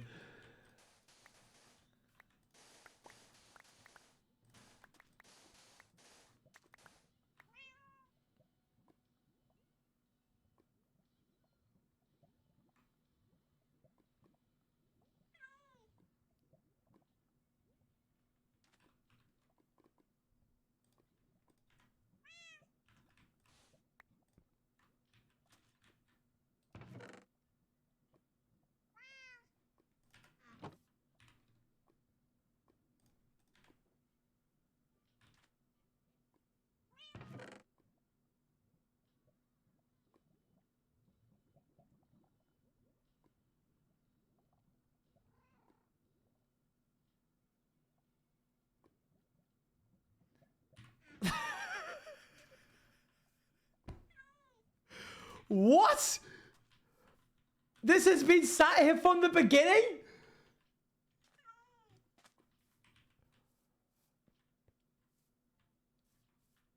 I have all of this? Look where I built this. And it was here? This was just sat here the entire time? And now MCYT, there's some clip. That's a clip for you. You can have that one free of charge. Are you kidding me? Eat Twitter. Owen finds a treasure chest next to his Pirates SMP base.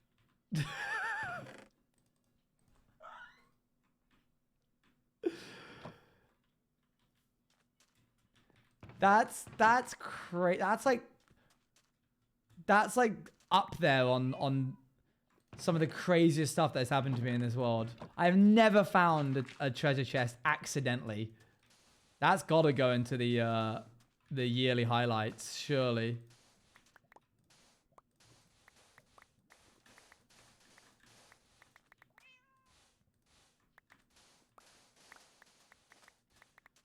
Wow. Yeah, the chest has got to be canon in the hardcore lore. You found that. That's crazy. No, actually, that can't be true because that has crazy implications for the world. The whole point is that this world is meant to be completely untouched by any other civilization or person before it. So if we start saying, oh, there's a treasure chest in the lore now, then it's like, well, oh, hang on a sec. If you want to make that canon to the lore, you can say that he's been here so long that he started to go a little bit crazy and paranoid and started burying like his treasures, thinking that somebody was going to come and take them off him, and then discovered it years later and was like, oh, wow.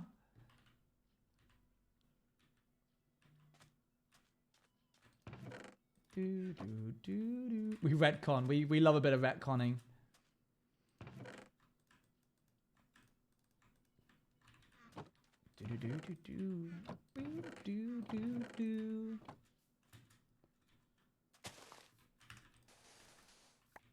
That's really sad. Hardcore Owen's lore is pretty sad, to be honest. Maybe when I actually get some time, I'll finish it before the next subathon. Even because I said I would finish it for the last subathon. Do do do do do. Do be do do do.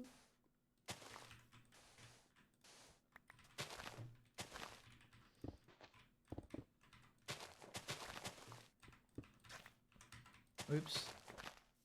And TwitchCon? Yeah, Subathon and TwitchCon are going to be great. I'm very much looking forward to them as well.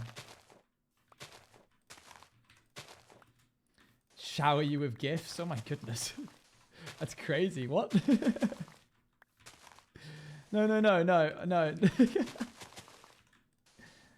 Oh, did I mention that I've accidentally... There's no red Owen. Stop, you're out of red durability on your tool. It's the end of the world, Owen. Oh, well done. You got it? Cool. Very good. That was textbook. I was like, what the heck is happening?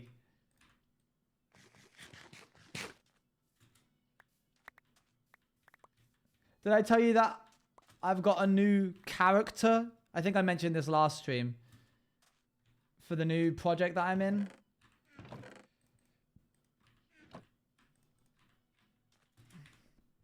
Is it that? No. Nothing that I've ever mentioned before. This one doesn't have any any.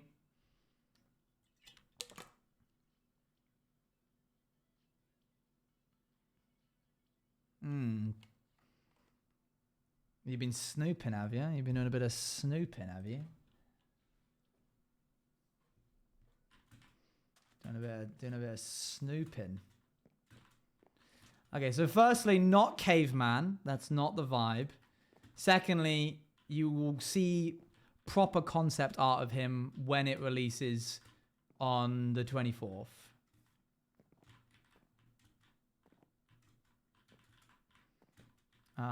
The concept art will give you everything you need to know.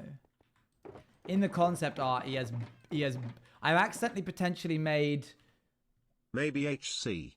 Owen buried this chest when he first came here and he found old memories there when he found it again. Like those boxes you bury to see 10 years later. Is this idea good? Well, it's kind of what I just said. Sorry yeah. if I interrupted BTW. You're good. Yeah, concept art will be coming out on the 23rd. Yeah, like a time capsule. But on the 24th is when the episode comes out. This is the wrong portal. And I think I've accidentally made the most, when I say I of course mean Luan, but through our combined efforts, have accidentally made the most cosplayable character ever out of any of my characters. He's got, oh, hello, Jeb. Are you taking a trip to the Nether? Oh, you got a little friend as well.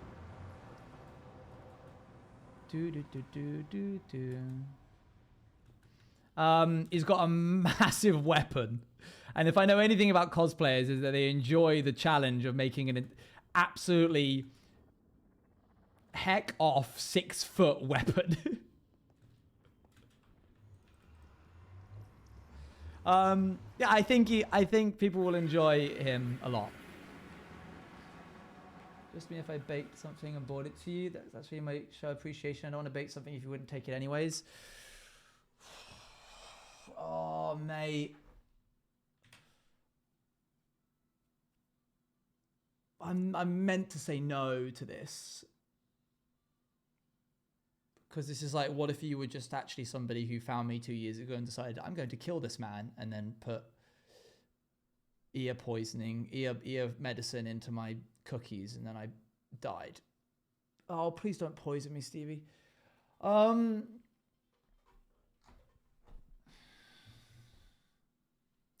Give me some time to think about it. Bear pepper spray. I open the box. Give me some time to think about it. Because if I say yes, I've set an expectation that other people can also bring me cooked goods, and they really, really, really can't. They actually properly mustn't. Ow.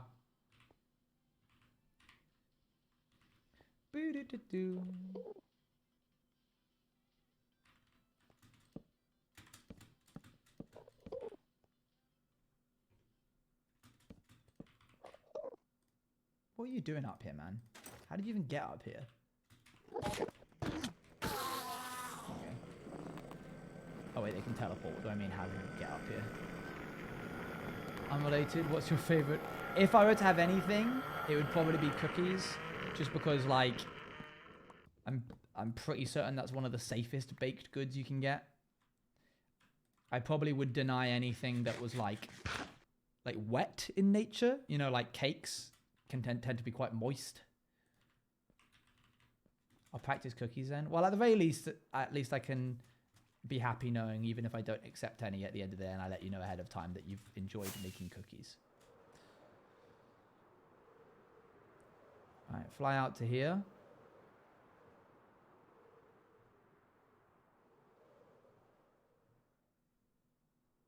Oh my gosh.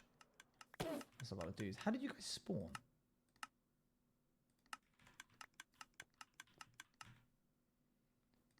Bring cake from Germany to Rotterdam. Yeah, that's what another thing is, that like they travel quite well, I feel. Cookies travel quite well.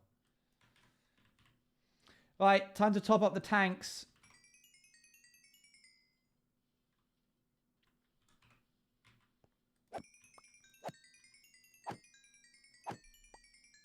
I do appreciate the effort that you would go to, and you need to know how much it pains me, because like I've got such a sweet tooth. So to have to like I very rarely flex the weapon that is having an audience. But if I were to really let myself indulge, I'd be like, everybody is going to bring me Pocky. We're all going to go to a big meet and greet. Everyone's going to buy me 1 box of Pocky. We're all going to arrive, and you're all going to hand me your boxes. And then we'll have a great time, and then I'll go home and enjoy all of the boxes of Pocky. But I can't. But I literally can't. Because it only takes one nefarious actor, one bad actor. Huh. No, chat, that wasn't me saying that's what I wanted you to do. I'm saying you can't. And if you bring me a box of Pocky to a TwitchCon, I will unfortunately have to put it in the bin or give it back to you.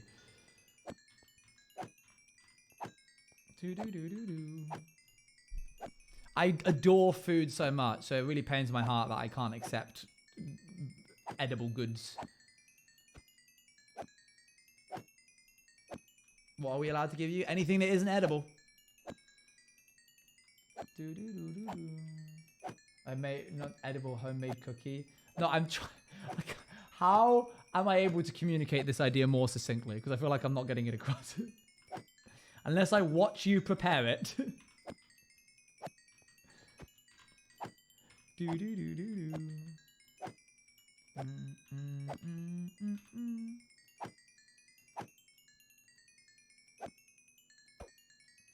find in my heart to ruin a good cookie. That's the thing though, I don't think anybody who is poisoning anyone is gonna go, oh, you can't trust me not to poison your food. You can eat a box of Pocky in front of me and I'll be really sad. Or you can give me money to buy Pocky.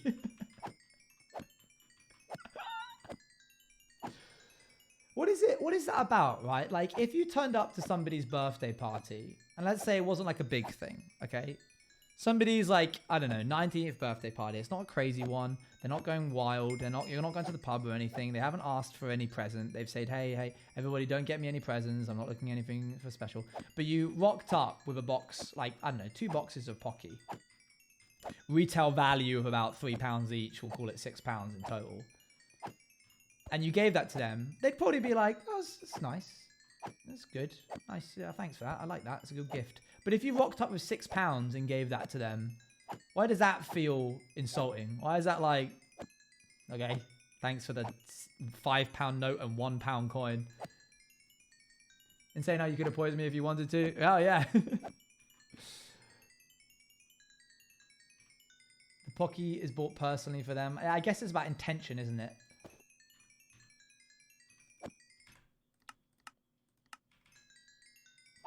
Even worse if it's all in coins. Oh, Stevie, I don't know. just asking. Mate, there's like a 40... Hold on. Oh, what's he doing out there? That's annoying. Yeah, mate, there's like a... What?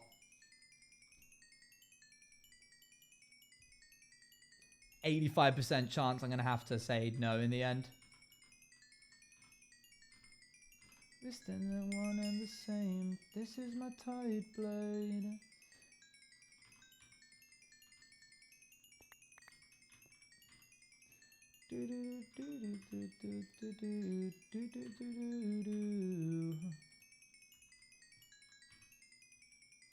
Okay.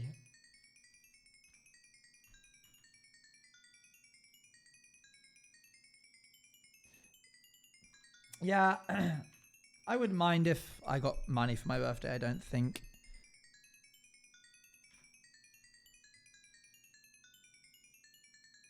I'd eat your death cookies, Stevie.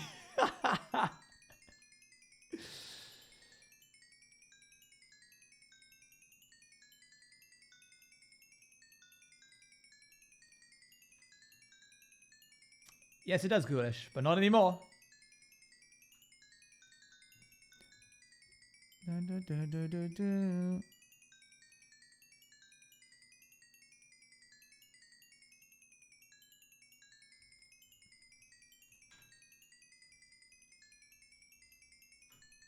Just waiting for...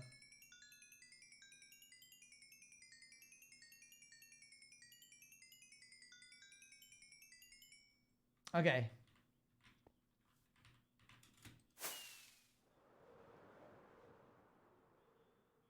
If I deliberately decided to say I'd love to bake over the span of a year just to poison you, actually no hobbies.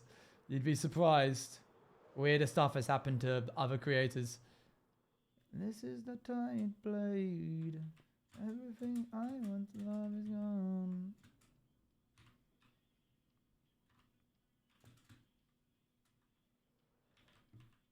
I really wish that I had built a way to get up.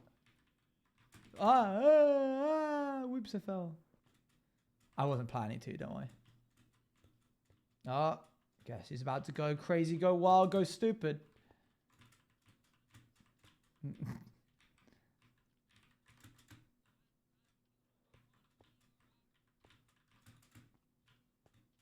Okay. Have I found a way up after so many months? I have. No, I fell. Man, building this. How did I do this? Oh, I remember now. I did it using maths, and then I painstakingly drew each dodecahedron out on like a pic on Photoshop with each layer being a different layer. God, that's horrible. Why did I do that? That's just disgusting. What if I poison the money? No, I can't accept anything now. A dodecahedron.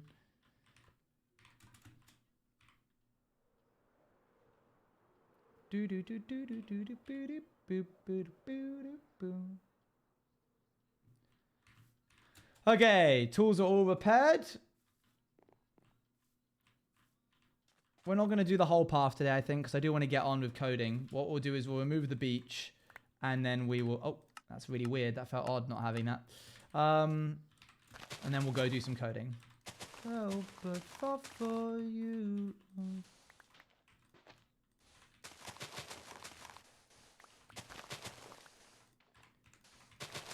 I love the chest tower.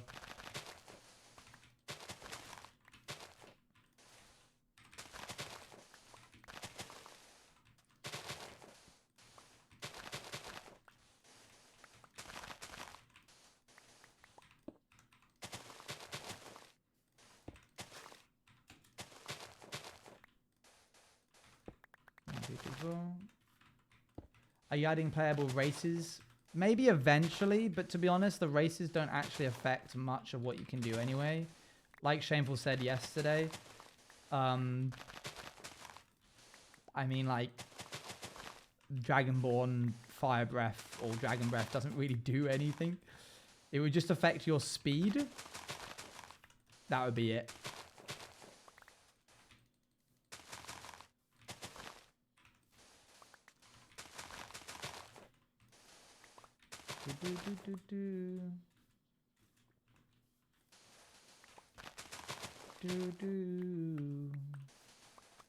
Yeah, I think they meant like abilities wise, Red Mask. But races don't actually dictate abilities. They just like they do affect ability scores, and like I think you can sometimes learn a little bit of magic. Has anybody seen her? My knees hurt. Oh, in the back rooms, that's fun. What's kind of stupid about being a dungeon master is you end up just learning things like you don't want to, but you have to. For example, I wrote a campaign recently where, oh, what was it called? Clearly I don't remember it. Yeah, so the players would find themselves at a shoreline and they could go and investigate a nearby sea cave. And I'm like, okay, sea cave. Are they really called sea caves? Cue like an hour of reading about something called literal caves, which are caves that are made out of the sea crashing into the rock again and again and again and again. How they form, what kind of things appear inside of there, what wildlife you might expect to find, the like habitat of it. And then you just like learn it all and you're like, okay, wait, now I'm a font of knowledge for literal caves, I suppose. Because if somebody in the world would know about it, then you need to learn about it. And it's so stupid.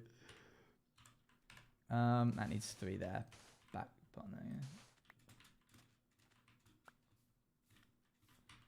Do.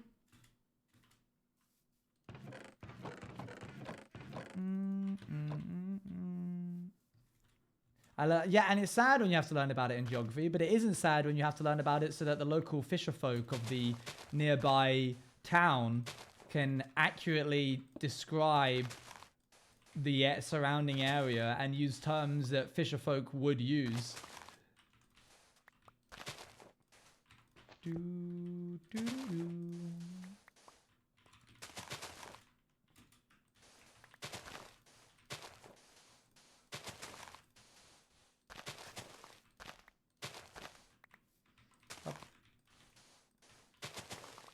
But are they called sea caves? They are called sea caves. They are also called literal caves.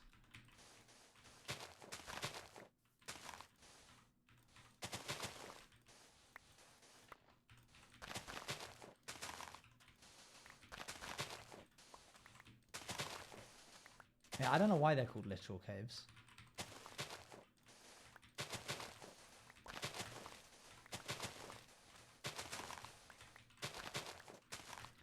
When it's useful to what I'm doing in that moment in time. Yeah.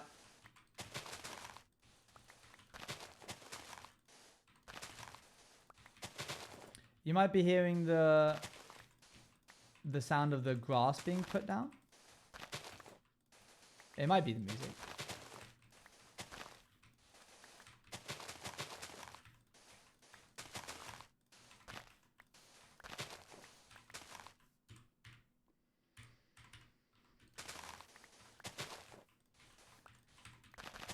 Here for a second and then gone. How sad.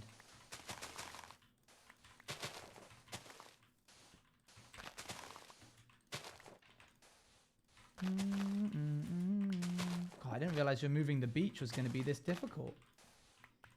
Not really difficult, just time consuming.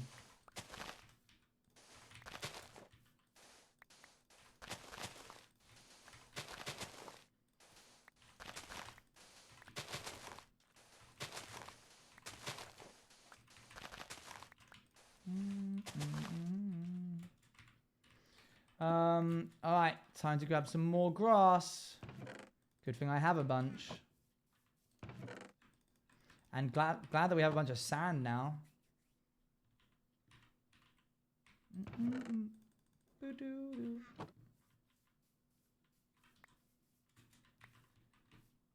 Dude. Goodness me, the infighting is crazy. Ah, drat.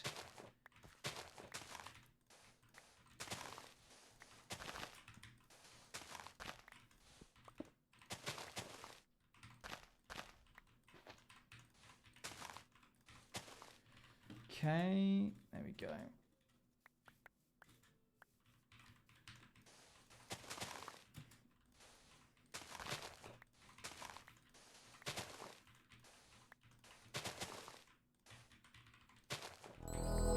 Hello, hello. Hello, Black London Dentari. How you doing?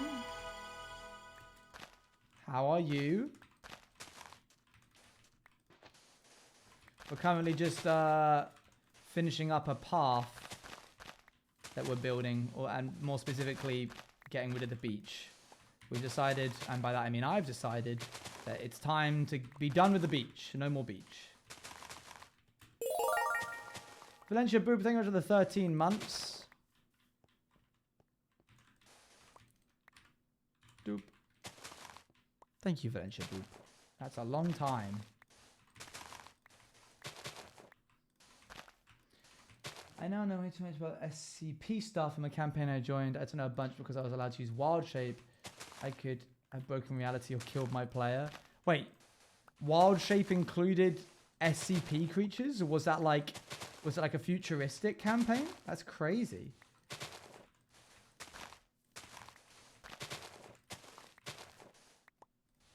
Has nobody bugged you about the difference of path and path?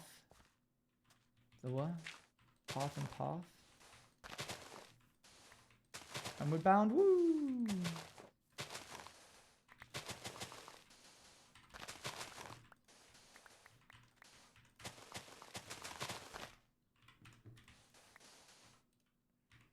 Oops. I thought it needed to be your hashtag forest and caves. Nope.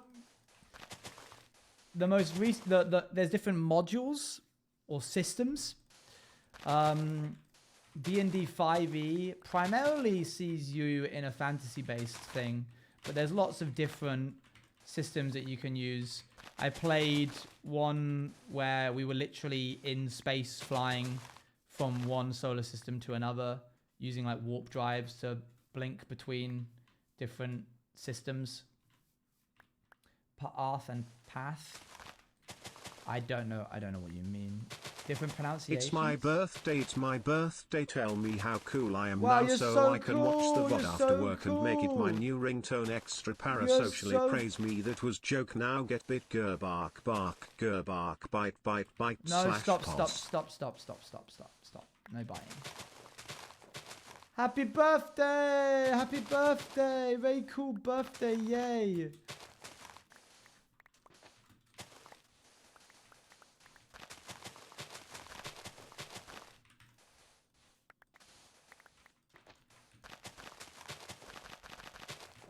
Boop.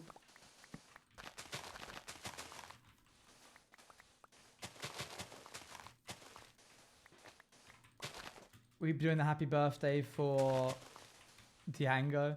No, because then, you know, I don't want to end up on a different account with the erroneous information.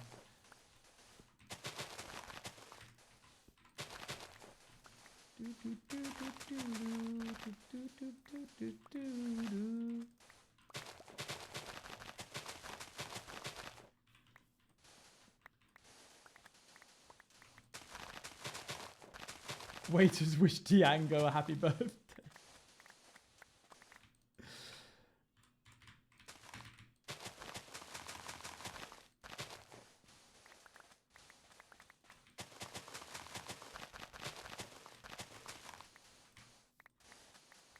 Well, I had this ready for when Diango appeared so I'll send it now. This is an important announcement for Diango of Diang Zero fame. Happy birthday, from all of US to you. Happy birthday, Diango, from the whole cafe crew. Wow, you have the whole of the US wishing you a happy birthday. That's awesome. That's a lot of people.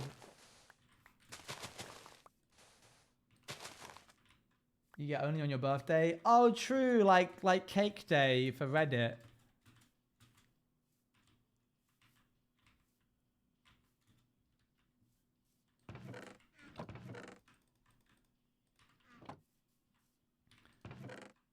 we're going to use up all of our grass on this.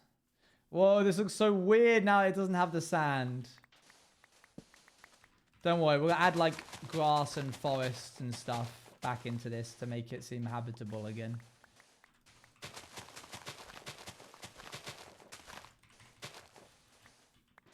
Do-do-do.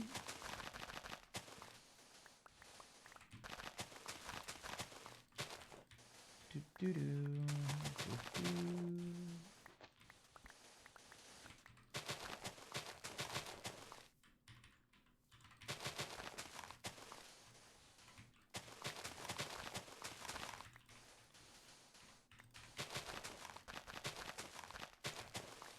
Almost done.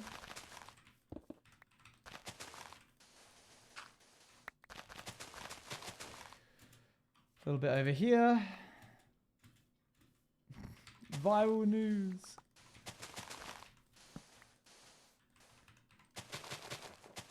Any others?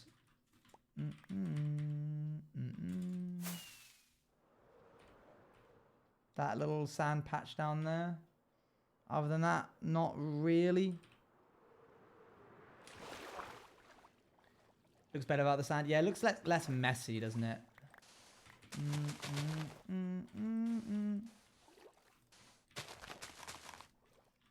Oh, sorry, Stevie. I didn't. You're like, no, appreciate the joke fully. It was multi-layered. My bad. Okay. I'm going to get rid of these pumpkins as well. I don't want them here. Away with you all. Away, get out of here. Oh, is it not? Oh, it's an axe. Oh, interesting. Do do do do do.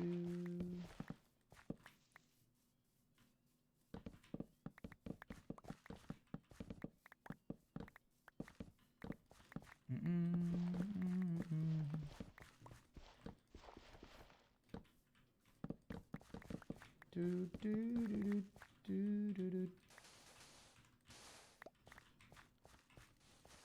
Is today only hardcore? Well, if you check the title, that'll give you all the info you need.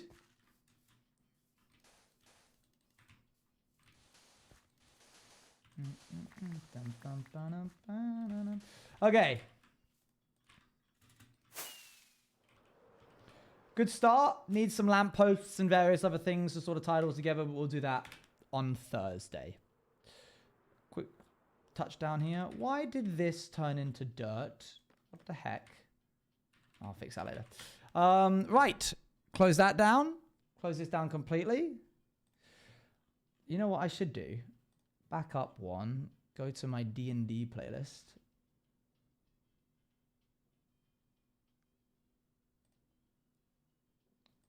Open up Minecraft. Coding D&D in Minecraft.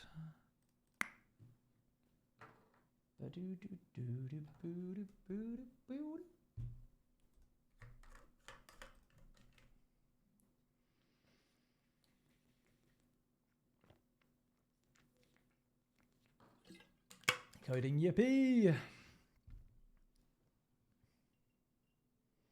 Just launching up the game, hold on. Chat, do you see anything you like from the list here?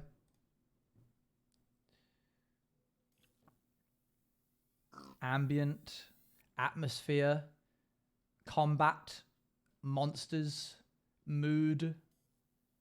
We could go to the tavern. Or mythical.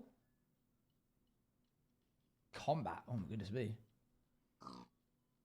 Dragons. Dragons is very intense, I'll warn you. What's mystical like? Well, that might be a bit...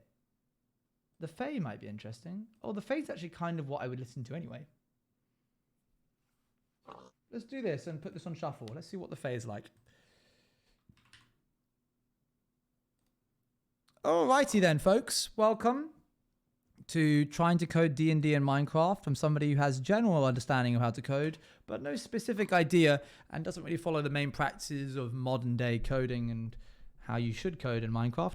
A small disclaimer, I'm sure there's a lot of you in the chat who can code. Unless I specifically proper stumped, I don't really need input on how to do specific things with the code. You're welcome to give ideas over like stuff that you want to see in the game. Hello there, Piggy. But ultimately, I trust me, I've got it. It might take me a sec, but trust me, I'll get it eventually. Couple of things that we want to start off with. Let's grab a book. That's not a book. Book. So, we want to code spells, both raycasting and projectile. I'll explain what I mean by that in a second. We want to code long rests / short rests. We want to code hit detection, resistances, vulnerabilities. Probably spelling a bunch of stuff wrong, but it doesn't really. Nope. Spells, long rests, hit detection, resistances. What other things are we going to need to learn to code?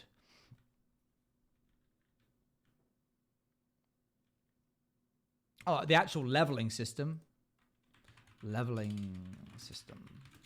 Don't forget those spells. Yeah, that's what spells are here.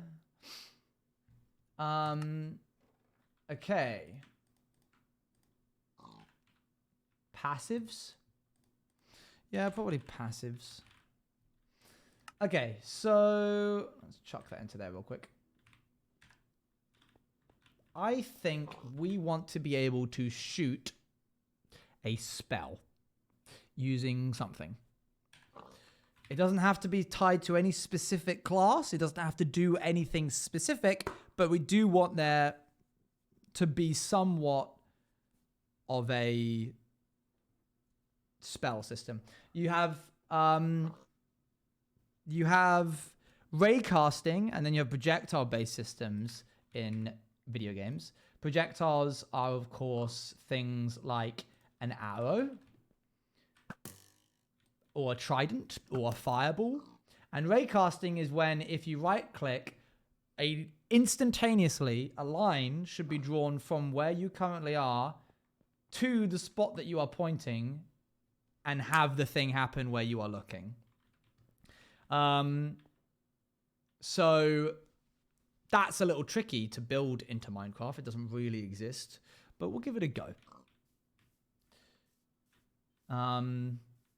For example, an AK-47 in Modern Warfare 2 would be done via raycasting, and something like the Fuel Rod Cannon in Halo is a projectile-based system. Pretty sure No Name made that, Dally. Is the brand new code, or can you reuse the D&D one-shot? I made the D&D one-shot. I coded that myself. And I might, but I think I want to start from scratch. No, crossbows unfortunately have a drop-off, and we don't want someone to have a crossbow in their hand. We're going to do it via a... I'll tell you what does go in an exact straight line. Why is that not in the game? Am I not playing on the most recent one? I thought I was playing on the most recent snapshot. If I'm not, I absolutely should be. Hold on. Boop. Boop. Wind charges. I'm waiting. Hold on.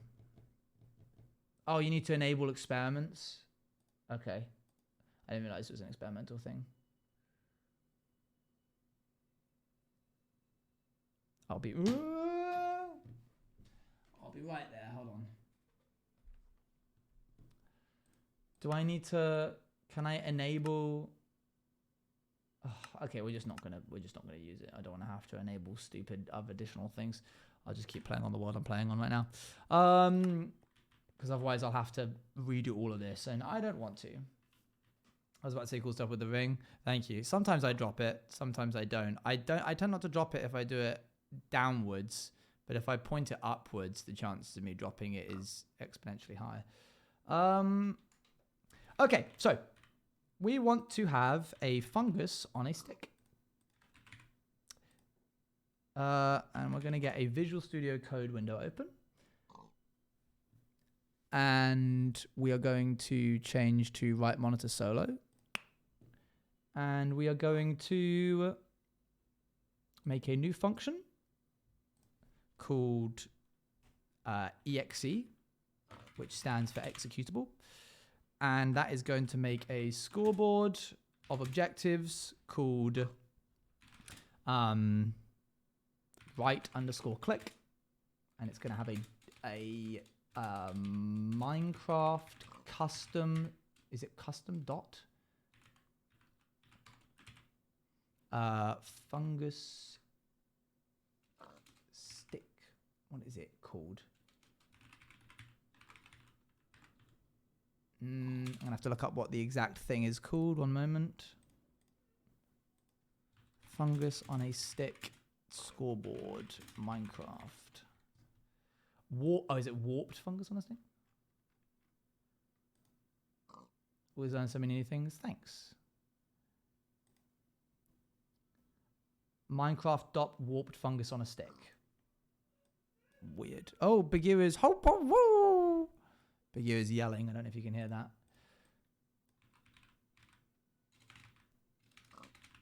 What did they do to my boy? Why isn't he there? Why is he not there? What have they done with him?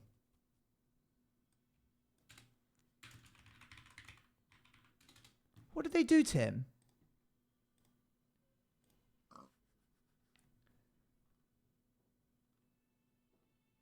Basically, it's a school criteria. Oh, Minecraft.used. Okay, I'm silly.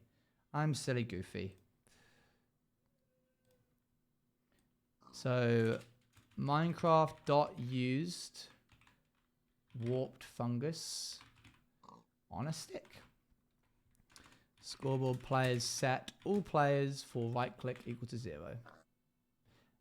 And also, just to clean up after myself, this is an optional thing that I choose to do, but I find that it helps reduce bad code. Oh, and why not?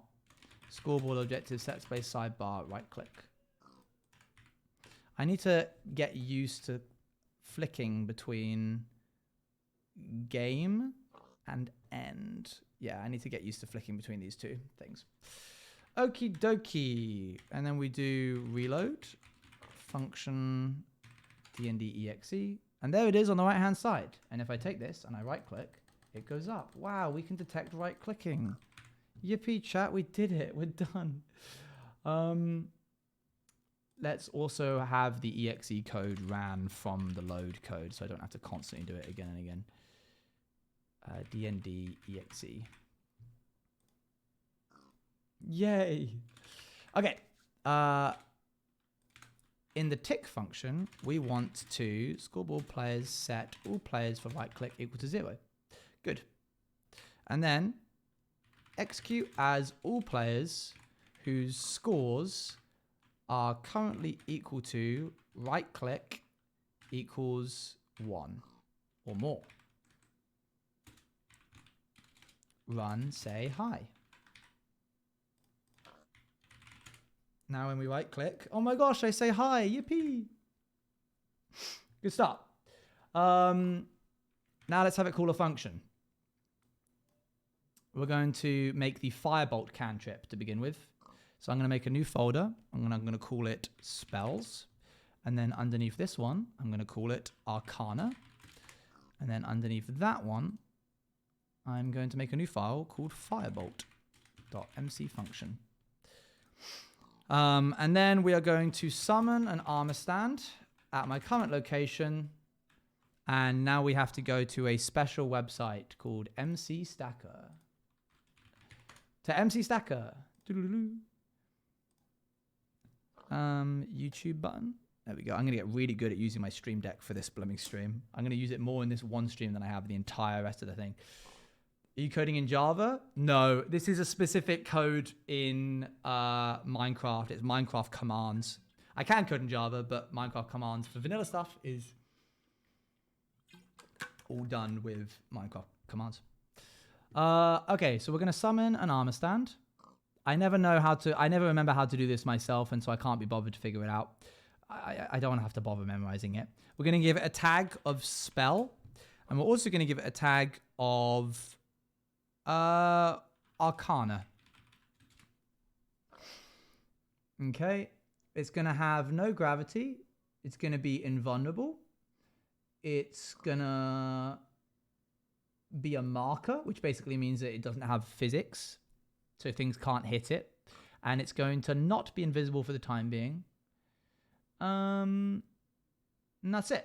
And I'm going to go over here and copy this. You can't see, but it's generated the command for me. And then when I go back, I can just paste that in. Bish, bash, bosh. There it is. Oh, didn't like the space there. I don't suppose you could zoom in a bit. Oh, hang on. I'm on the wrong screen. Oh, there we go.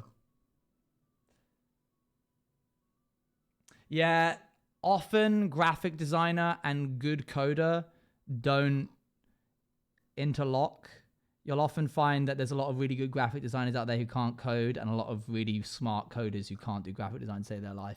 Very rarely do we get blessed by the prodigal son returning to us. That's the one kind of analogy to use for that. A prophet who has both skills and is able to make really good utility software that is also really nice to look at. Bagheera is yelling. I'll be back in a moment. He will refuse to stop yelling until I go look at him.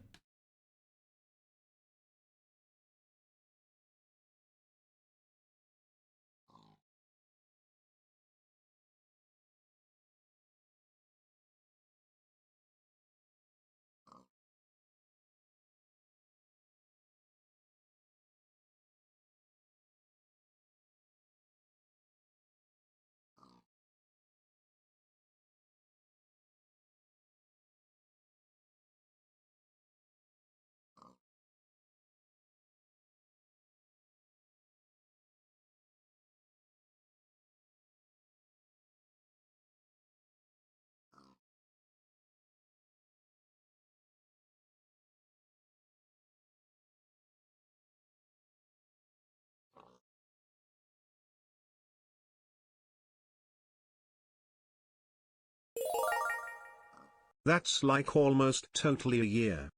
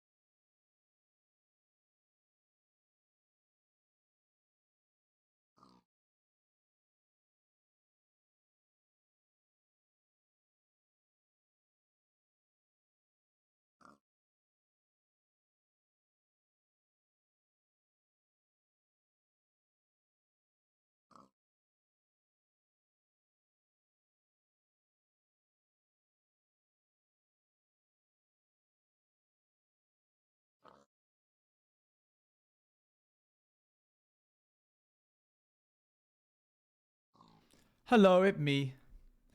Okay, cool. Scatter. Okay. So Georgie says hi. hi, Georgie. When we load the game, I want to kill any armor stands that currently exist. This song reminds me of Outsiders because I played a lot of Ori and the Blind Forest during my Outsiders like lore streams. Okay. That should do something now. I missed Georgie's 29. That's like almost totally a year. That's like almost totally a year. Thank you very much for the 29 months. Much appreciated. Ah, right. So what I've done there is I have created an armor stand without giving it a location. How do I cope with the understimulation? I can't tell you, mate. That's why you got to go live. You just got to go live. So what we've done there is we have not done it. We've just ran the function. Oh no, we haven't actually called it at all. Okay, so execute as all players who have right-clicked at their current location. Run function D&D spells Arcana Firebolt. And just to get naming conventions a little bit better, I'm going to rename this to spell summons. Like we're summoning the spell. You really have to get your naming conventions down perfectly when you start because it's very difficult to change them at a later date. Spells summons / Arcana. See, now it's not even recognizing that exists. D&D. Why? See, why not? It's right there. Look, it exists. It's right there. Do.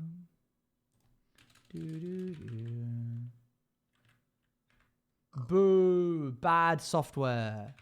I'm just going to do it even though it can't see it. / Firebolt. Doesn't exist. How about now? Yeah, now it does, doesn't it? Stupid software. Okay. Reload.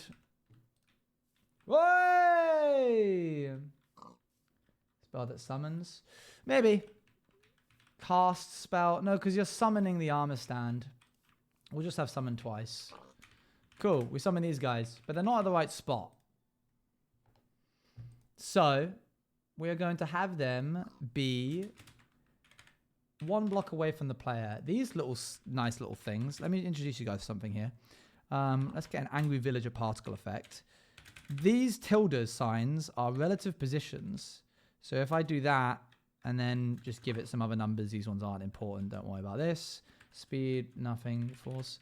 It'll make, if I give this like 4 blocks above where I currently am, just off screen there. There you go, see? 1 block above where I currently am. But, chat, understand that if you can't see something on the screen, I probably don't know about it, but it probably also isn't very important. I'll either notice or it won't matter. So in this case, I noticed and here we are, you can see it now. So instead of using tildes, you can use these guys, which are about your like rotation data. So if I do this, that'll put 1 block up from where I'm currently looking. I'm looking for the one that does 1 block. See, that's 4 blocks above me, just at the very top there. I don't want that. I want 1 block in front of me. Is that the one? Let's figure this out if I go. There you go. Yeah, that's 1 block in front of me and up because my base data is from my feet. So if I got rid of this 1 here, it would do it down there. That's not good. So we want this to be, I think 1.25 is the sweet spot right over the crosshair. Let's do that 1.2. There you go. That's pretty nice. Gets a little bit more skewy if we start to look directly upwards because it's doing it 1.2 blocks upwards from where I'm currently looking. I wonder if I can make it so that it's just tilde here. No, it doesn't like that. Does not like that one bit. Feet. I don't know why they did that. Yeah, it's really weird. So it kind of goes behind you. Yeah, there's not really any way around that. If I wanted to, I suppose I could execute at my current location. This will do the exact same thing, but instead this time positioned 1.2 blocks up from where I'm currently looking. And then that does the same thing, but actually is much more accurate because I'm doing it 1.2 blocks up from my feet and then 3 blocks away from where I'm looking. So there you go. That's a nicer bit of code. That works better. So we want to position this, execute positioned 1.2 blocks up and then run 3 blocks out from where I'm currently looking. Then the first one. I'm saying you should, but that only just came to me. As in, like, I only just figured out that I could do that. I was like, oh, I suppose I could do it like this. If I reload now and then I right click with this, it creates an armor stand where I am looking. Beep, boop, beep, boop, boop, boop. You can paint with this. You can hold right click. Lovely. Wow. Art. 3D art. So is this for raycasting? No, this is for summoning a dude. This is for summoning a projectile. Okay, now we want to face the armor stand so that it's facing away from me, which is fine. We can execute positioned basically exactly where I just was as all entities of type equal to armor stand whose tag is equal to you're a spell. German, you're a spell. You're a spell. Tag equal to Arcana. And then I can facing. I should do facing beforehand. Facing this way. Run TP self. Just a tiny, tiny little bit. You'd be a spell. I think I'd be a sword. I think I'd be a sword axe hybrid mix. King of the martial, but still social and with it, ferocious.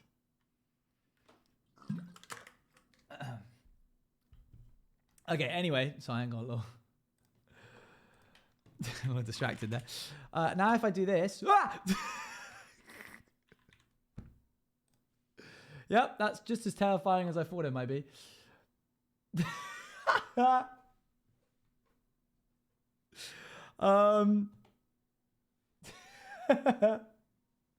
Okay, so it's positioned there. Run as self, at self, TP 1 block up. Okay. That's now they're all moving up. Oh. The people need them. They're off. Good luck, brave warriors.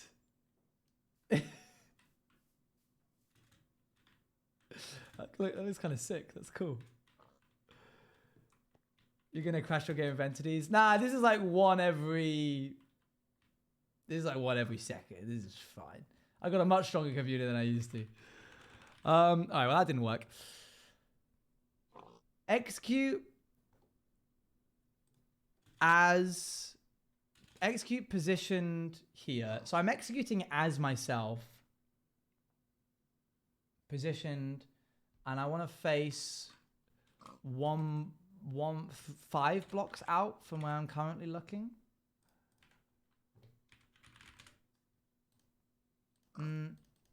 Oh, sorry. I'm not telling it to face a specific direction. I'm just saying to move up by 1.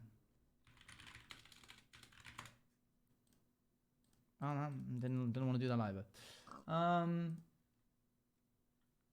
Okay. Can I do facing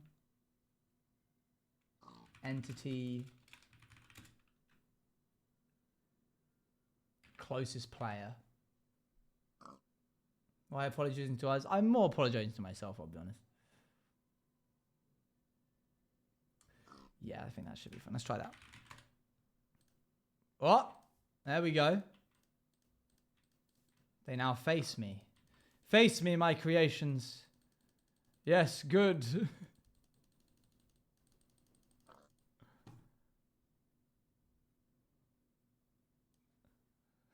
Lovely, good. There's probably a better way to do this, I'll be honest with you. Execute positioned 1.2 blocks above where I currently am.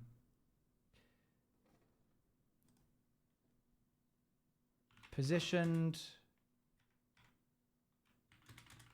3 blocks out. As all entities, limit it to 1, sort by the nearest. That'll stop all of them from moving. At self, run TP facing there. Yes, good. If I removed this,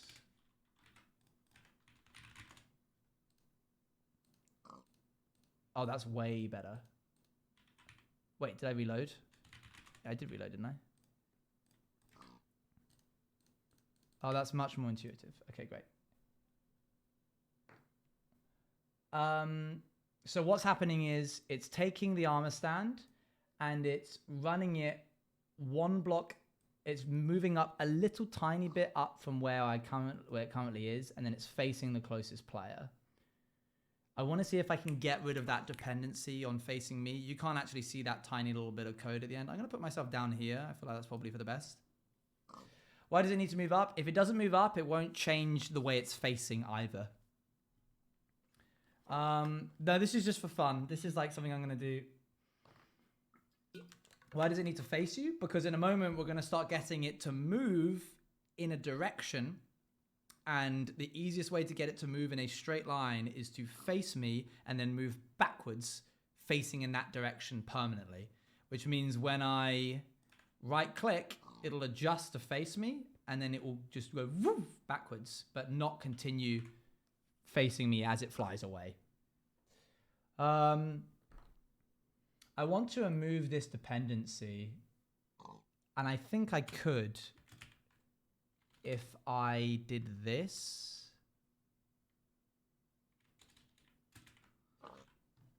I don't know. Let me try that. Oh, perfect. Good. Good, good, good.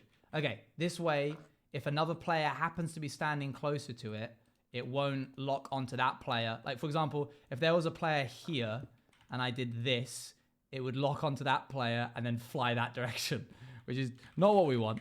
Okay, great. So it's positioned in the correct spot. It's facing the correct way. Now we want to, every tick, we're going to have a function called D&D move spells. We're going to call it tick move spells. And that's to tell me that this command is run every tick. And it's very simple. Execute as all entities of type equal to armor stand whose tag is equal to a spell. So every spell at their current location, run TP yourself backwards. Just TP yourself backwards. We'll do it by 1 block. Do you have a second account on Minecraft to test? I do not.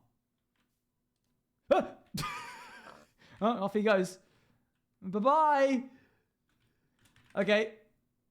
So update. When he faced the direction, he actually faced the direction I was facing. So I don't need that. I'm actually going to make that a little bit slower as well. Whee! Let's make that even slower, just for testing purposes. Boop. Yeah, off you go. Off you go. Oh, you better watch out, pig. You got something coming. Okay, great. So off he goes. Fantastic.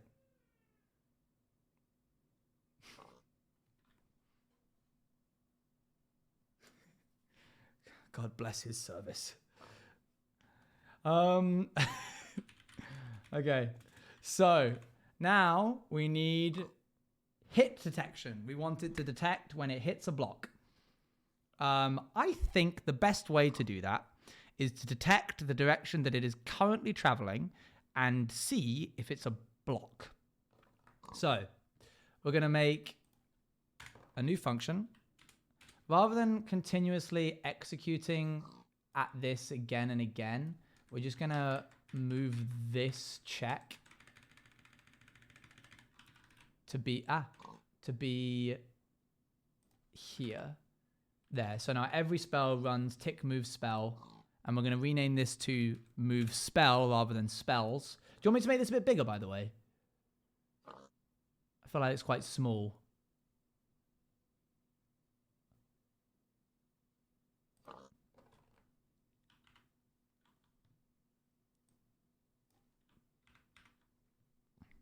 Maybe that's a bit too big, but I want you guys to be able to see. I wish I could just make this bit big and not the rest of this stuff big. Okay, so it moves its... I'm going to move it a little bit back because it's a bit up in my face right now. So it's going to move itself 1 block forward, and then it's going to execute if block at my current location is... Okay, so hang on. Execute unless the block at my current location is air, run, kill self. Let's give it a spin. Boop. Oh, I forgot to change the word here to spell. Sorry, that was a typo. Go. Oh, there you go. Dun, dun, dun, dun, dun, dun, dun. Good. So now you could probably collapse the side menu, but I actually kind of like it. I could make it a little bit smaller. So now we're going to make a new folder called spell detonate, which is what happens when a spell hits something. We're going to make a new folder called Arcana. This is specifically for Arcana spells. And we're going to do Firebolt. So when a firebolt hits something, what about if it hits a player? Oh, settle down. We're getting there. So we want this to be the biggest data pack ever made. Quite possibly. I mean, given the fact that last stream I showed off that Arcana alone has 257 spells, and then Bard has an additional 150, and then so on and so forth. There is the potential that this gets very big very quickly. But we'll start small and we'll just grow it over time. So when this happens, it's going to kill itself because that's what it should do. Sorry, not sorry, but that's what's going to happen. And it's going to run. It needs to know what type of... Oh, this is going to be interesting. It needs to know what type of thing it is. It needs to know what type of spell it is.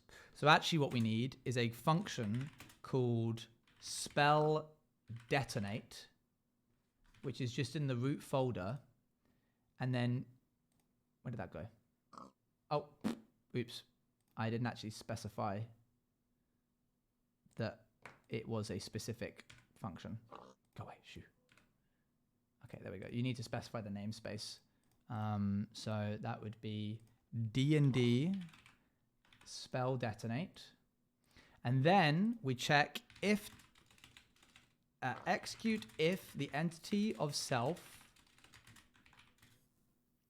has tag equal to firebolt lowercase. Really?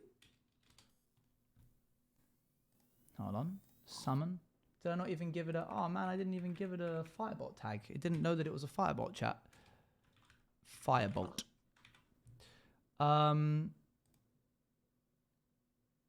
So, if the tag is equal to firebolt, then it should run the function D&D spell detonate Arcana firebolt.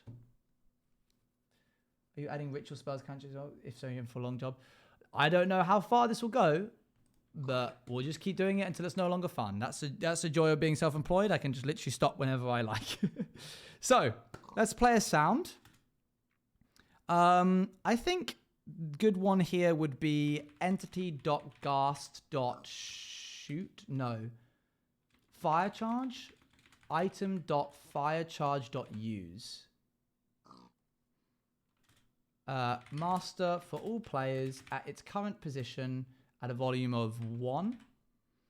And then what we'll do is we'll have some particles of fire. Flame at its current location, and then this is called its vector, or sorry, delta. The delta is how big the area you want it to be. So it's originating at a singular point, and if we put 1, 1, 1 here, then it'll go 1 block upwards, outwards, and sideways, and so it'll make a little ball. And as you go further towards the edge of that sphere, you'll get less particles, because you can also specify how many particles you want there to be.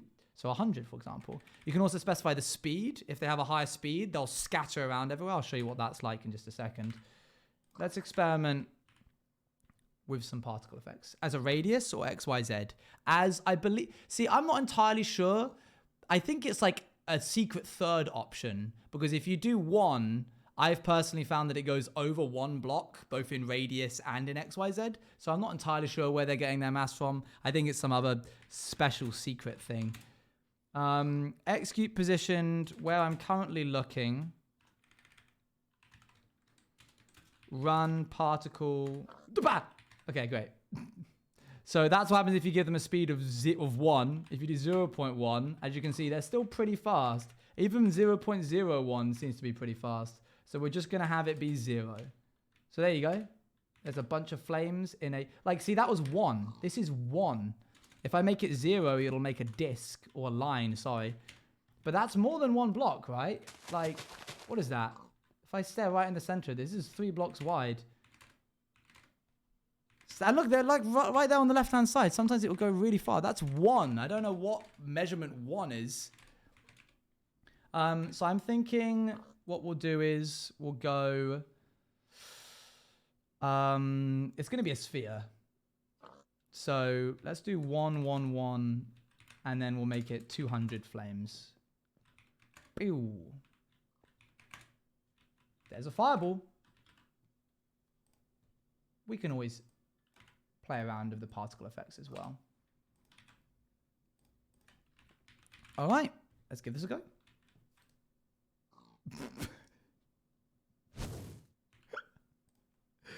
Okay, I may have forgotten to increase the speed of him. Oh, one's too much, isn't it? 0.4.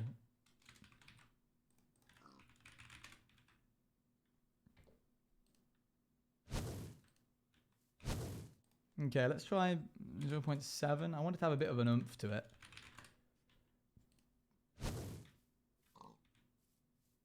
That's still not that fast.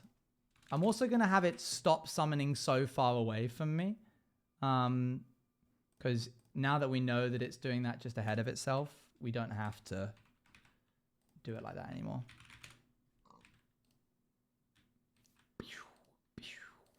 I know it lags a little bit, but that won't be as noticeable when the armor stands invisible.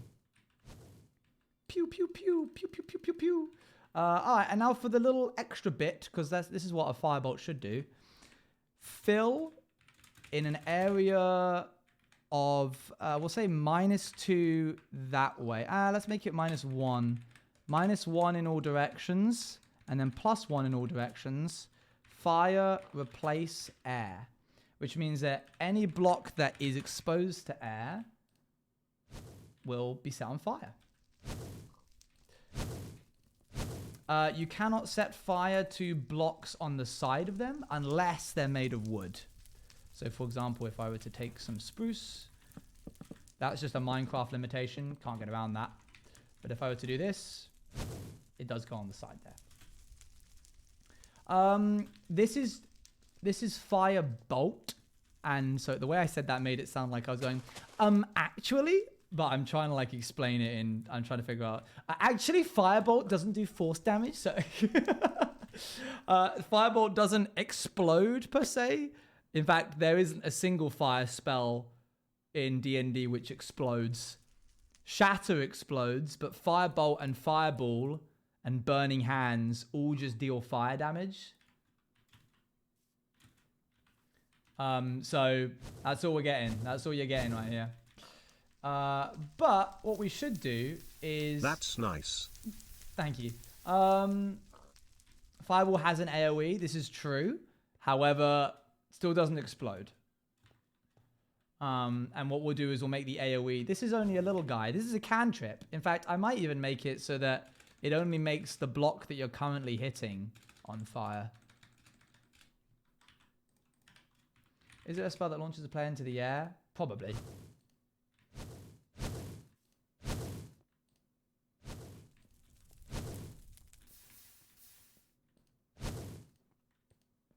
Doesn't look like it likes that. It doesn't like setting the exact block that it's looking at. Maybe if I do +1, -1 to its Y and +1 to its Y. Oh, there you go.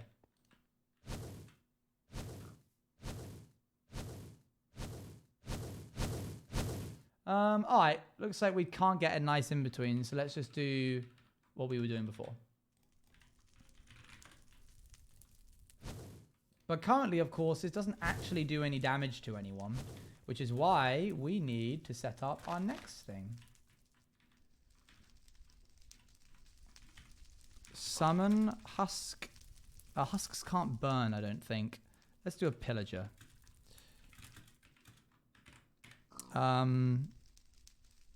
No AI. 1B. Oh, where do you, oh, of course, one peaceful mode. Okay, so currently the issue is actually we need to use game rule do fire tick false because those are made of wood, those signs. Right now, this dude gets the firebolt passes straight through him, and that's no good. What are you doing there? Just okay. So we need to check on every tick after the spell has moved. Execute if entity. Any entity of type not equal to armor stands, not equal to item frames. What else? What other entities would I not want it to detect? Oh, you know what? Better actually would be to make a new type of thing. Because I don't want it to do like interactions or displays, that kind of thing. It would be a new tag would probably be better to do this, but I think actually what I'll just do is I'll hard code it so that it's tag item frames. I think paintings are okay, but definitely not interactions and definitely not block displays and definitely not, what's the other one? Text displays. Okay, so, oops, I haven't actually finished that command yet. I just wrote it a bit. This is kind of unfortunate that this is directly behind this. Oh, well, you guys will be fine. You'll be fine. It'll be all right. I'm also having to look behind the text. So, if there is an entity within the distance of 0.5 blocks, then run function D&D spell detonate. That should do it. Reload. Oh. Something's wrong. Didn't like that at all. It won't even move it now.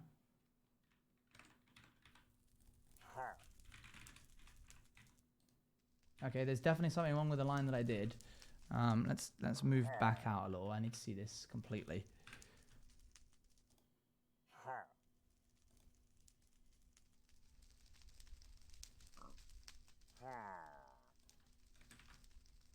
Type execute if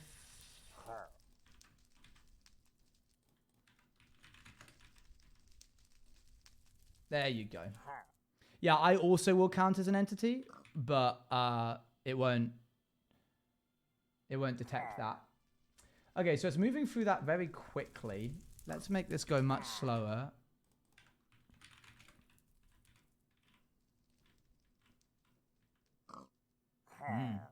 Interesting. Off he goes. Let's remove all of this except for the armor stand.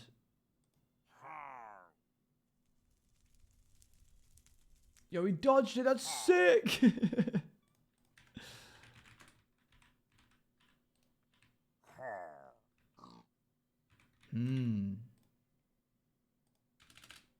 Less than 1 block away. I think I might know what's happening. Okay. Sorry, sir. In order to find out where the block, where it's being read from, we need to do something new, which is we need a new folder. We have spell summon, we have spell detonate, and now we need spell particle. Arcana. Firebolt. Execute. Oh, I haven't actually specified. You can tell this is going to get big quickly, right? You cannot specify X, Y, and Z separately unless you make a whole new scoreboard of each individual things.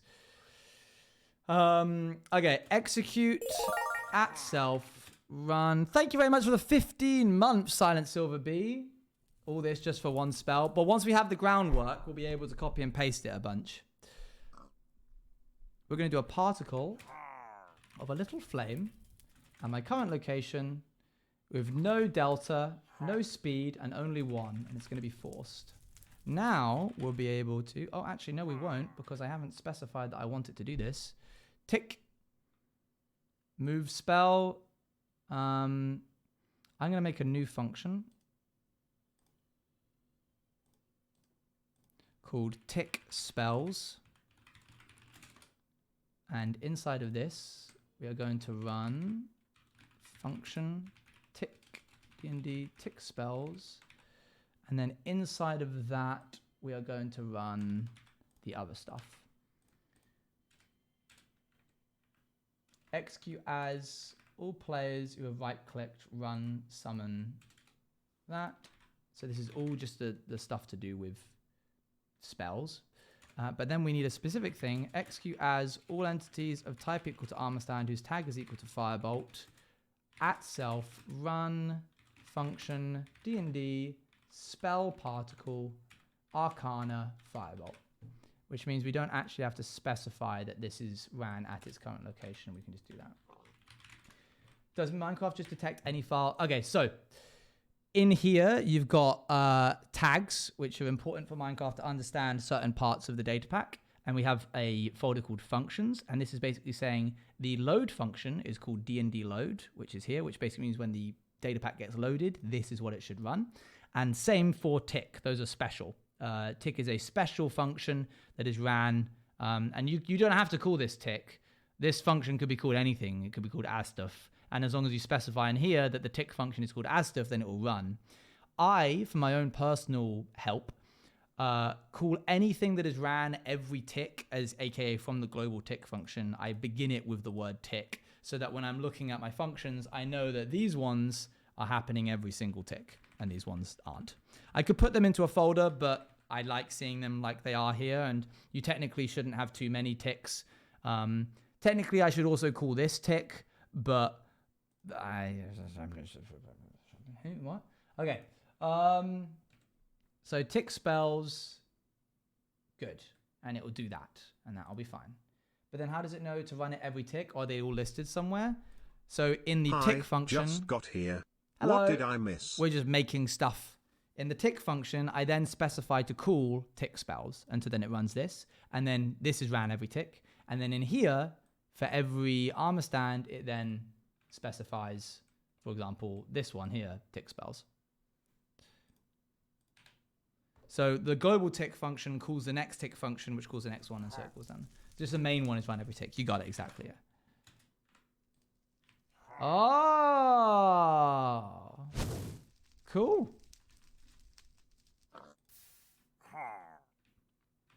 So how close can we get with that? See, I don't like that. The issue is that the location of the pillager is at its feet. And so it's drawing a 1-block tall raid sphere around the feet of the pillager, which means that it needs to be 2. Why not measure from there? I don't know. But I'm sure you can understand that that means that if it's detecting for a 2-block radius for a pillager, then that also means that it'll hit the pillager if it's over here, which we can test now. One moment. If an entity is within 2 blocks, and so here's where we really start running into the restrictions. And also me. I'm a player. And so it is immediately detecting me as being 2 blocks away from it and then exploding instantly. Even if I were to specify, hey, don't worry about players, which would be stupid because you might end up fighting a player anyway.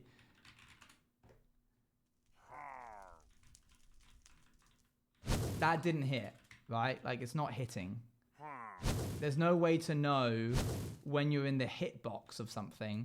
And this is why this is so difficult.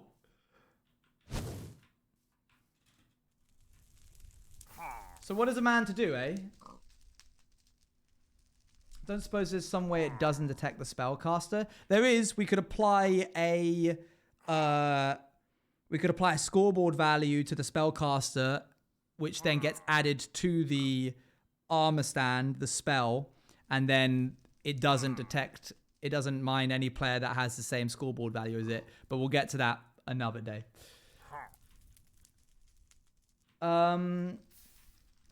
So I think we might have to, and this is maybe going to get a little bit silly.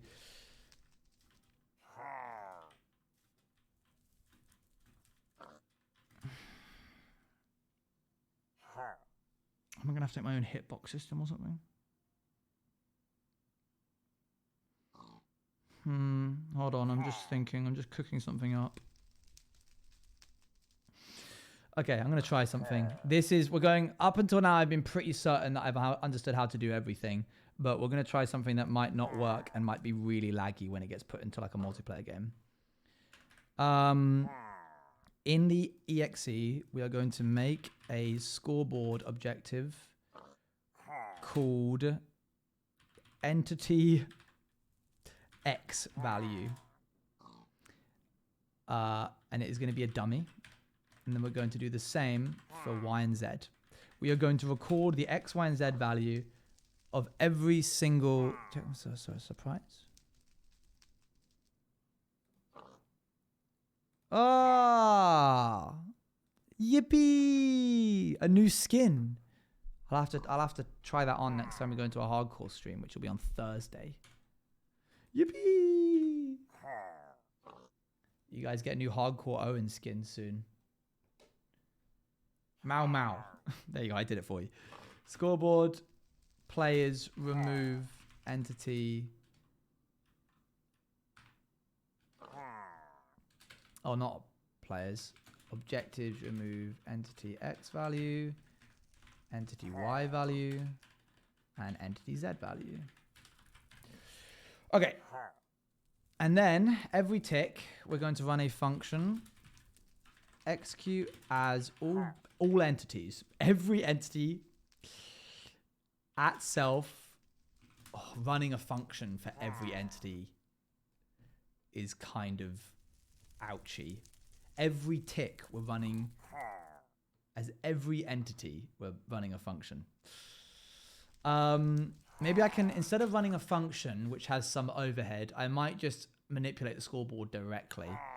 At self store result inside the score of self of y run. Okay, now I need to look this up because I forget that. Well, you'd be surprised. Scoreboards are surprisingly efficient. How to store x value of x value. How to store x coordinate in scoreboard value Minecraft. I know you can do it with an execute store.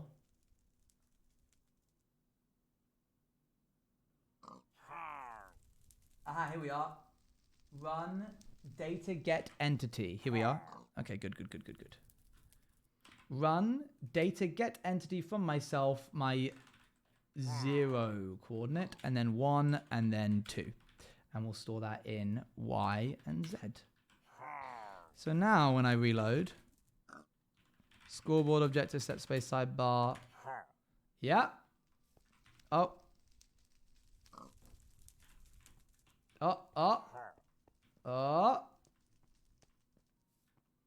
Where's positive? Hold on. If I can do this. There we go.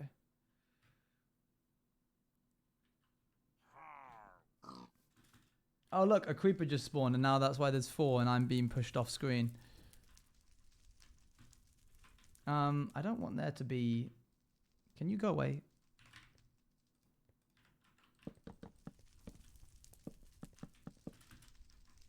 Oh, no, more things are spawning now. What else is spawning? Wait, are each of these an entity? No, they're not. Good. Hold on. Reload. Scoreboard objective set display sidebar entity x value. Okay, so where am I? If I go to negative x and I fly, there you go. You can see my x value going down. And then, oh yeah, true. I could just turn off. Game will do mob spawning false. Kill all entities of type equal to creeper. There we go.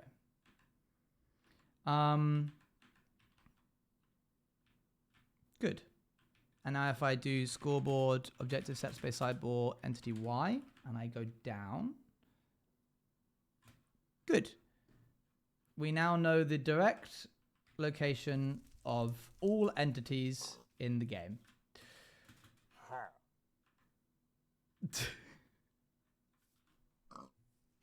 Okay. So?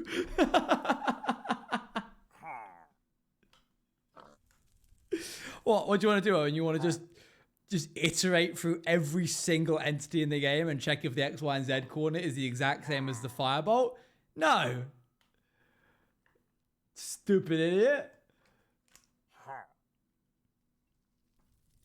What I can do is I can check whether or not the X, Y, and Z coordinate of the closest entity to the armor stand is the same as what its hitbox would be. So maybe I'll try that.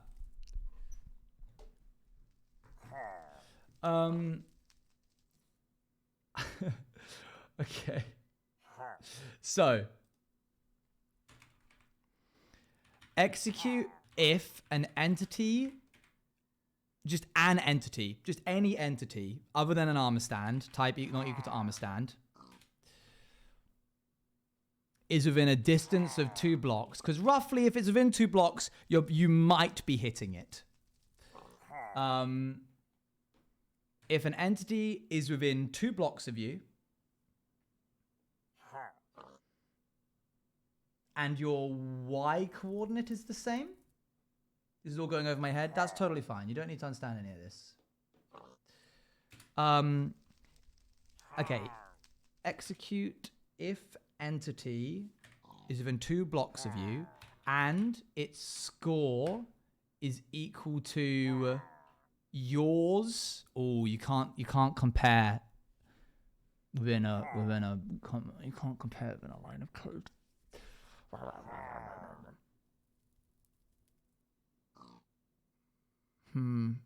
Not unless you do macros, but they get resolved per tick, which means I would be resolving hundreds of lines of code every tick, which would just not work.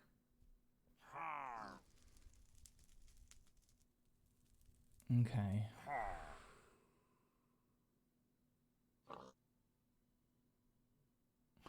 What's the issue? So if we're trying to detect when a thing hits a dude. If we make it 2 blocks, as in like being able to hit from here to here, then it kind of works okay. But it's taken from the feet of the pillager, which isn't good, because then it also means that if I end up shooting a block underneath him, then that also is bad. But if we make it 1 block, then if I shoot through the top of his head, it won't count as a hit detection. It also means if I try and hit to the side of him, basically this whole problem originates from the fact that Minecraft decided that the base of an entity's feet is where the entity should measure its distance from, whereas I wanted to be it from the center, but you can't make it from the center.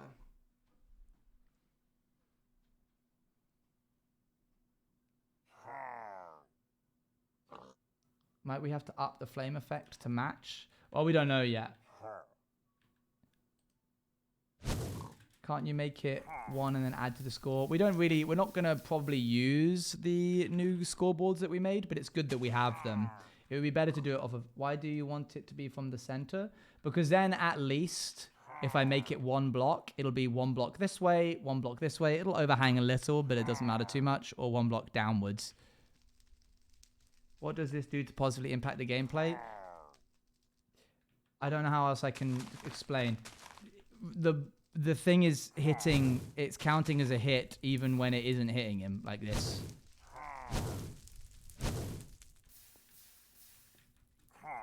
Time to read code all the mobs' center points. Sorry to check with this, but I have an idea. For the sorcery points, you can make one of the skills increase the area of the spell. That's definitely possible, yeah.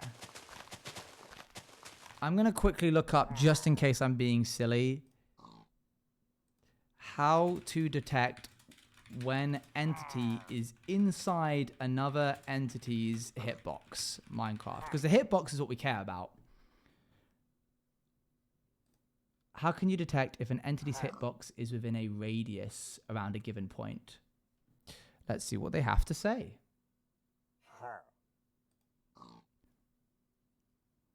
Okay, for each entity you want to check distance is less than some number slightly larger than your radius.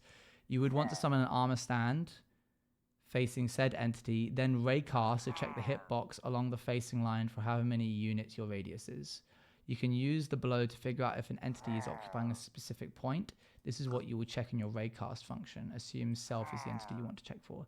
Execute if... What the heck is DX? Wow. That's not a bad thing, is it?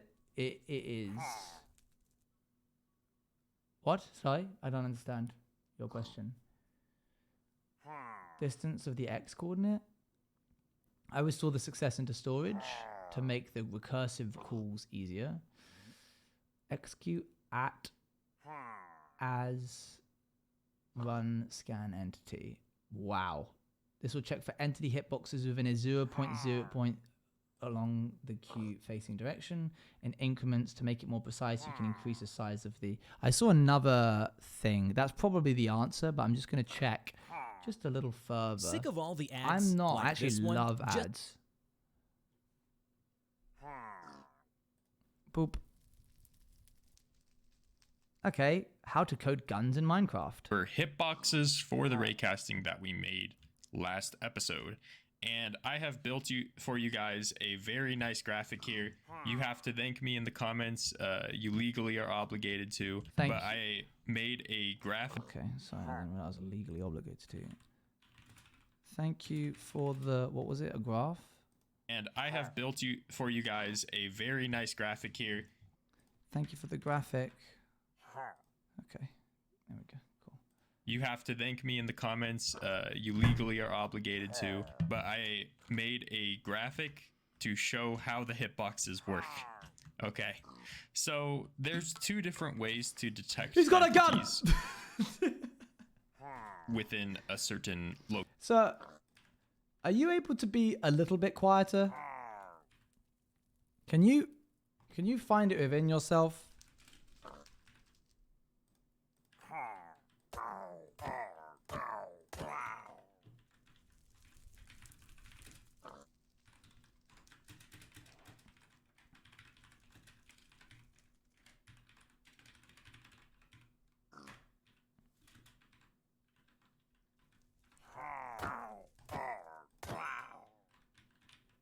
Silence him, but literally.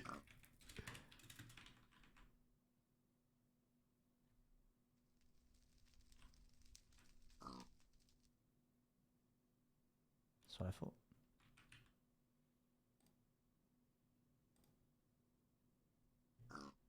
Location. So you can do execute if entity. Oh, the pig as well.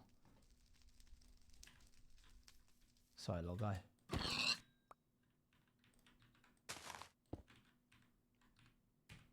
Summon pig. No AI. 1B silent. 1B. There you go, little guy. You can stay now. Okay. At E, type equals villager, distance equals ... whatever value, 5. Sure. So this checks if there is a villager nearby, and if I'm close, it will pass. The thing is, when you use distance, it actually goes on the origin. So this hitbox you see in F3B means nothing when it comes to distance. What distance actually calculates is the physical distance from the origin of your character.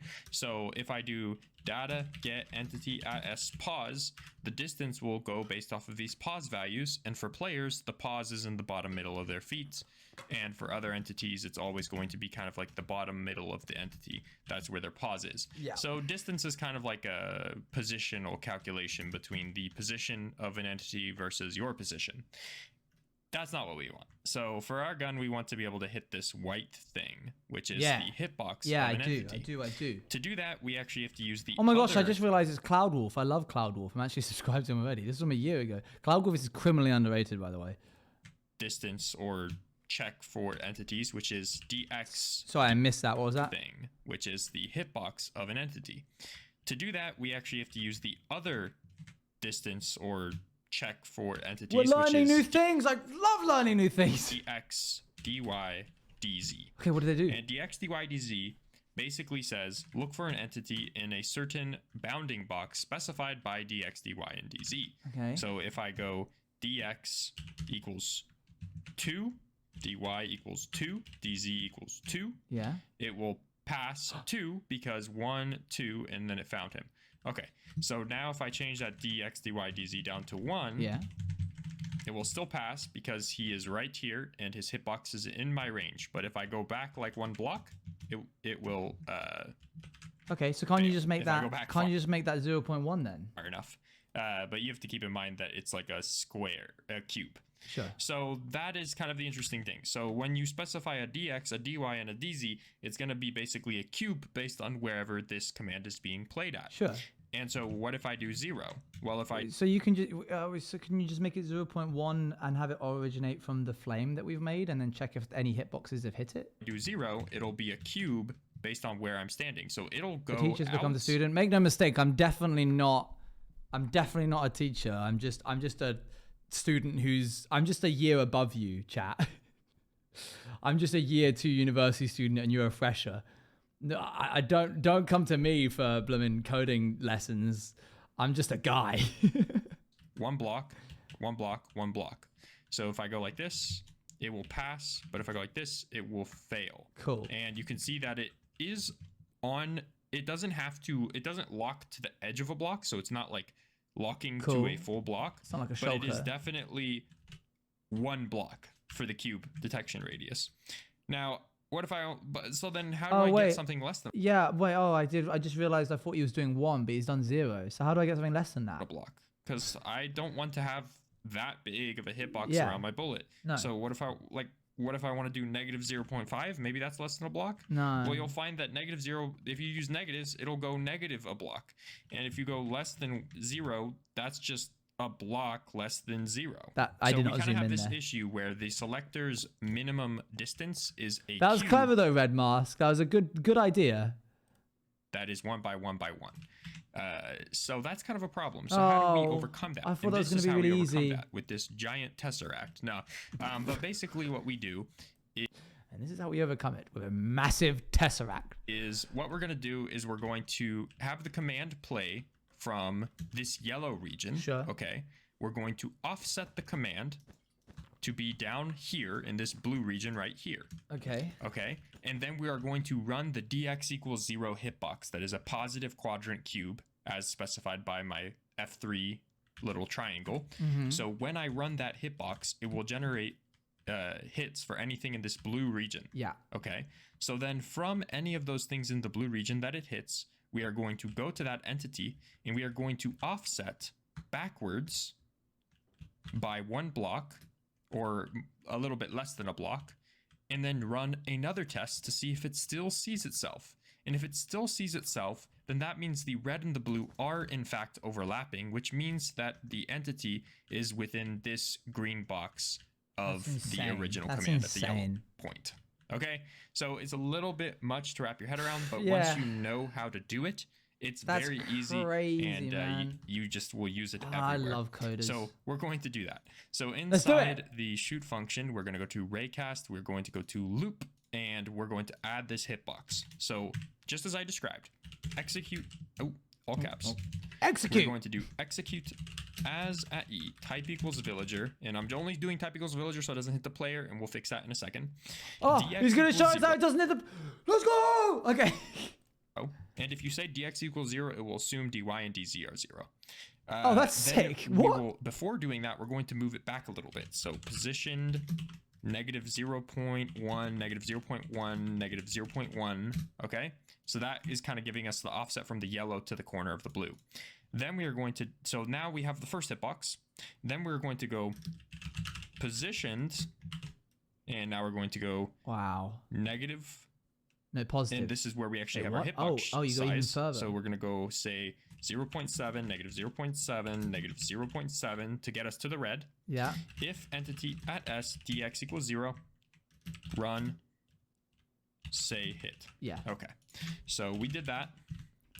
And now we come over here. And you will see that if I shoot here, nothing. If I shoot here, it says hit.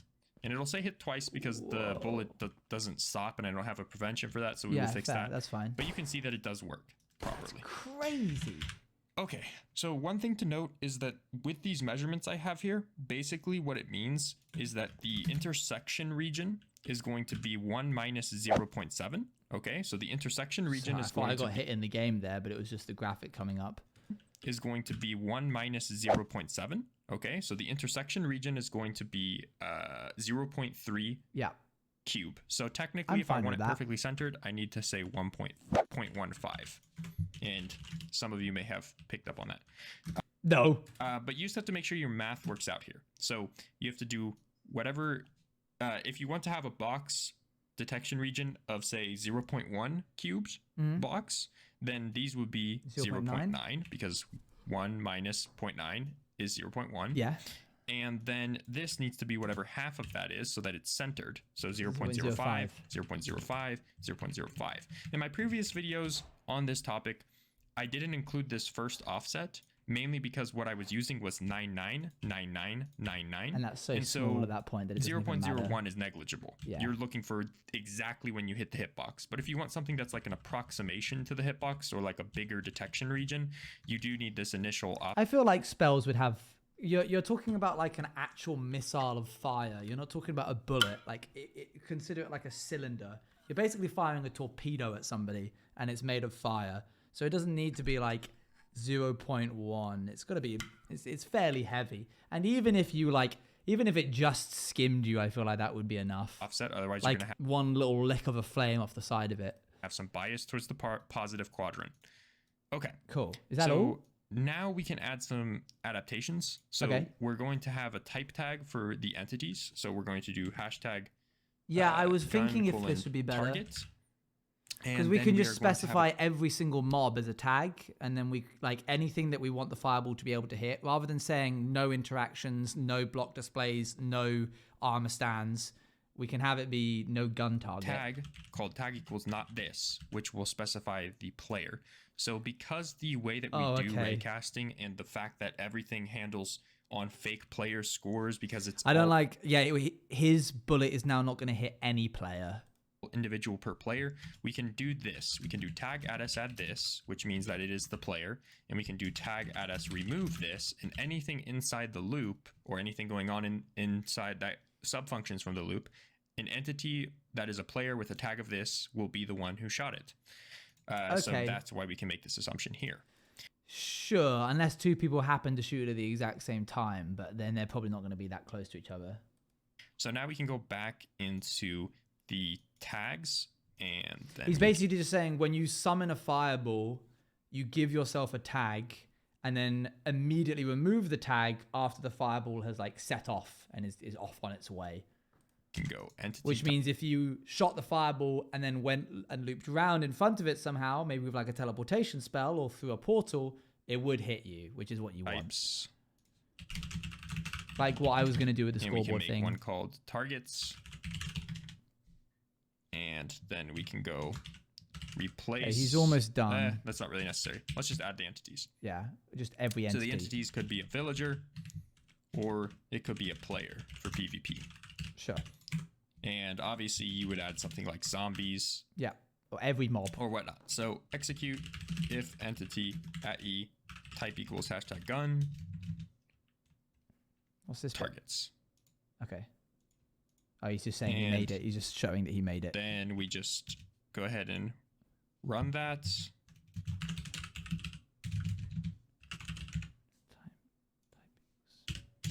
And so as you can see, it does detect targets. So if I type /reload, then inside here, You good? we add an S. Then it will say hi for hit for the villager, but it won't hit me. So I can't really hit myself accidentally. Now, one other adjustment from the previous video that fixes for this. So if I shoot, you'll see that there's one particle at my feet. That's just a bug because the first iteration occurs at the feet. So if Sure. to fix that, you just do positioned Oh, like really? that. You want to so do that that it loads the pedantically? anchored coordinates for sure inside the other Sure. commands being played, such as this one. And that's just like a minor thing. It's not a big deal, honestly. So then the last thing to do is to actually do stuff when it hits and only allow it to hit once. We can also make it stop or not. So let's go ahead and do I'm this. just going to watch the end of function, this just in case it gun, brings up any other colon, pearls of wisdom. Shoot Hey, slash Cheesy. hit slash start. Okay. And so now we can go functions, shoot, hit, Yeah. start. So inside this, we're going to do tag add s add hit, and then inside the loop, we can say they also can't have the tag of hit, so it doesn't hit multiple times. And then at the end of the loop, we also do tag at e remove hit. So this will just make sure you only hit things once. And then Interesting. you can do The bullet is assigning the thing that it hits. Hit. say at s was hit by at Yeah, e. Visual Studio Code would make this really nice, Tag but this was made equals a year ago. And so I had a question in the comments of a video from before that basically asked, how do you do custom death messages? So this is how you do custom death messages or whatever. So this is how you do custom messages to know like who killed who. And it's really up to your code to know like That's so silly. how It they is were silly. killed, but you should have all the context you need. So if the entity I'm shooting is supposed to die, I can play this message like at s was killed by. Are these still at smart p words? equals They are this. still smart words. And that's kind yes. of it's really up to you. So if I type reload, you'll see that it'll only say hit once, but I do not have any ammo. Oh, he has ammo as well. Goodness me, dude. This guy's crazy. What was So that? if I shoot, it will only say hit once, and it says villager was hit by Cloudwolf. That's so cool that it's directional, but it's like possessive as Just well. like that. And so that's it for this video, guys. That's the hitboxing. Very simple. Just wanted to go through it and really describe what's going on. If you thought that was useful, please leave a like. Next video. You know what? Yeah, fair play, man. That did deserve a like. Okay, we're just gonna now go back and actually write down what he wrote down. So one moment. Very simple. Honestly, could have been a lot worse. Everywhere. That could have been So horrible. we're going to do that. So inside the shoot function, we're going to go to raycast, we're going to go to loop, and we're going to add this hitbox. Let's do so it. just as I described, execute, all caps. We're going to do execute as at E, type equals villager, and I'm only doing type equals villager so it doesn't hit the player, and we'll fix that in a second. Dx equals 0, and if you say dx equals 0, it will assume dy and dz are 0. Then we will, before doing right. that, we're going to move yeah. it back a little bit. So positioned negative 0.1, negative 0.1, negative 0.1. Okay, so that is kind of giving us the offset from the yellow to the corner of the blue. Then we are going to, so now we have the first hitbox. Then we're going to go positioned, and now we're going to go negative, and this is where we actually have our hitbox size. So we're going to go say 0.7, negative 0.7, negative 0.7 to get us to the red. If entity at S, dx equals 0, run, say hit. Okay, so we did that. Cool. And now we come over here, and you will see that if I shoot here, nothing. If I shoot here, it says An hit. easy way to screenshot it and reverse image search on Google has a text option. You can copy and paste the text. That sounds like more effort than It'll what say I hit just twice did. because the bullet doesn't stop, and I don't have a prevention for that, so we will fix Oh, that. if you want a simpler way, you could open up the snipping tool, screenshot it, save it to your desktop, go to Google, put the image in, search it, and then copy and paste the text. But you can see that it does work properly. I'm kidding. Okay, You're right. It probably would've been easier to 0.7. do that. Okay, so the intersection region is going to be on that. Anything if else? you want to have a box detection to be whatever half when of you that put it is, like so that that. it's centered. So 0, mainly because what I was using was 999999. But if you want something that's like an approx, okay. It should So- be 1.5. My bad. One moment. 1.5. Half of the remainder. Now we can add some adaptations. So we're going to have a type tag for the entities. So we're going to do Okay, that's fine. We don't need to do that. Right, let's give this a go then. I really, really don't know if this is just going to work immediately or not.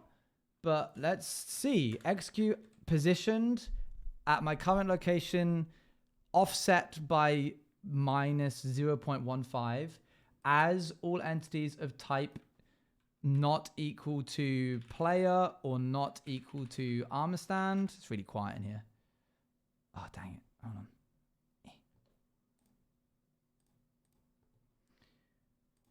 Type cannot be equal to armor stand as well. DX is equal to 0. Positioned minus 0.5. If entity still exists, run say hi. And then we're going to get rid of this other thing as well. So that, okay, let's try it out.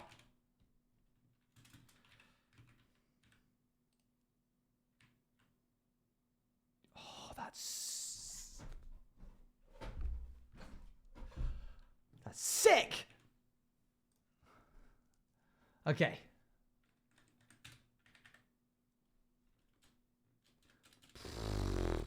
Thanks, Cloud Wolf.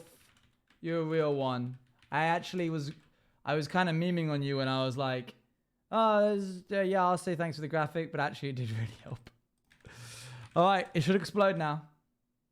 We can actually make this faster now as well. I think I made it like what? 0.9? I can't remember.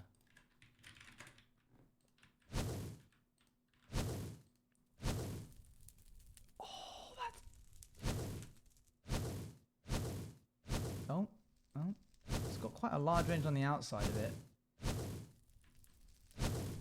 But I don't think it does it underneath. Oh, maybe it does. Hold on. We can always make it smaller. Oh, I think it's hitting the block currently. I think it's... Let me try something. Oh, no. Okay. Interesting. Let me make the hitbox smaller. So if I did 0.05, then I could do 0.9. And then what I'll do is, oh wait, hang on. It's the hitbox of the armor stand. Yeah. No, you're absolutely right, it is.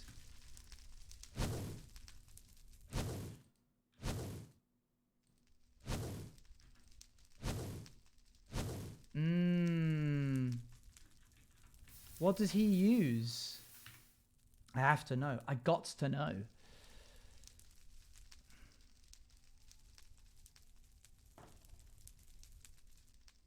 I want to try something real quick.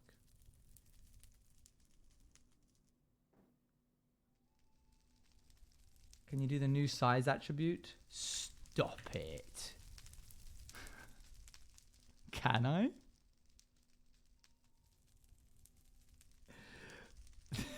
You can do it. Because I've done it before. Hold on. Summons. Well, let's just have this be tick. Execute as all entities. Hold on. Tick spells.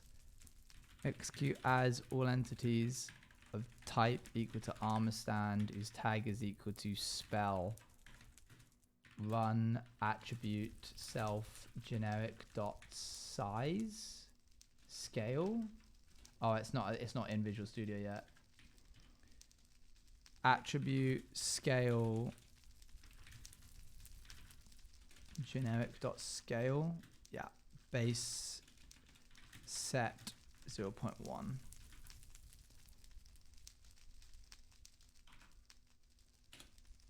Yeah, it doesn't recognize it as an attribute, but it is.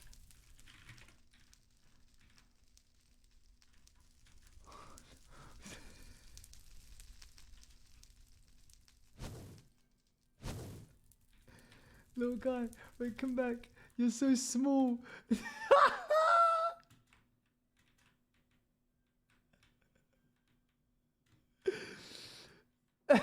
That's so silly. Very good idea. Well done. That was good, chat. Well done. Oh, does it not work though? Oh no. Oh, I really thought that was something, you know. Why not?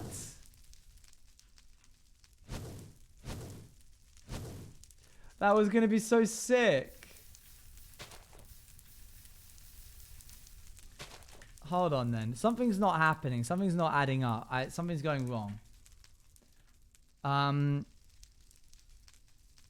Execute spell, move spell. I'm going to get rid of this so it only detonates.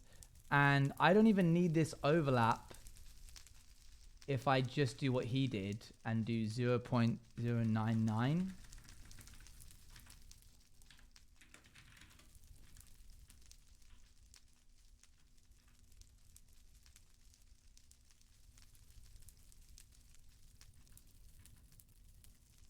Oh, well, now that's not working at all. Wait, did I just... Oh, did I... Have I reloaded?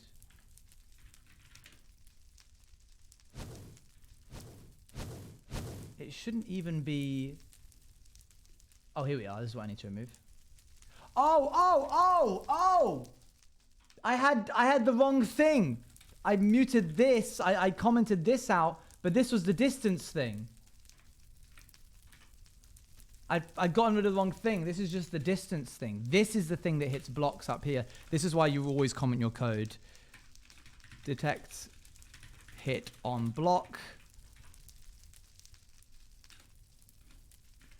Detect hit on entity.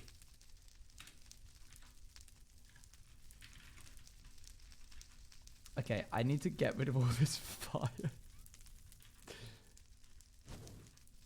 Okay, now let's go back to how we had it before. So it's...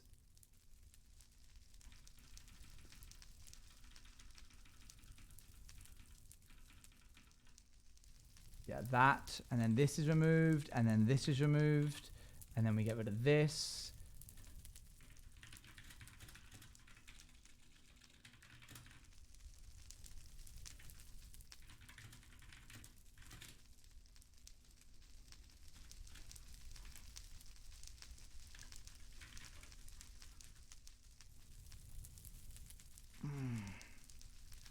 Drat. Basic Existence. Thank you very much for the raid. How is the stream? How was your stream?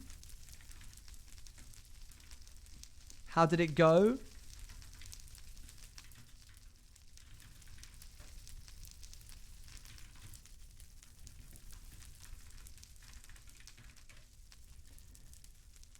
Okay.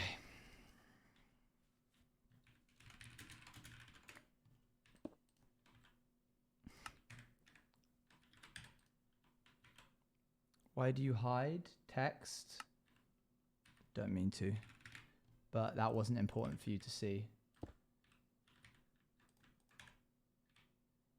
That was just me removing.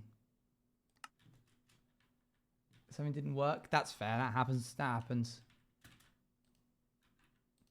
Right. Well, it was kind of working, and then it wasn't.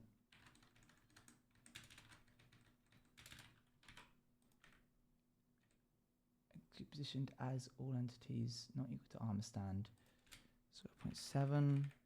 So it was working best when I had these numbers in it. Can I do the math on new numbers to try? You're welcome to, yes. Drat. This is working so perfectly. Oh, is it now because... Is it maybe because now the scale is throwing it off? Is the scale weird? What if I made it back to normal? No.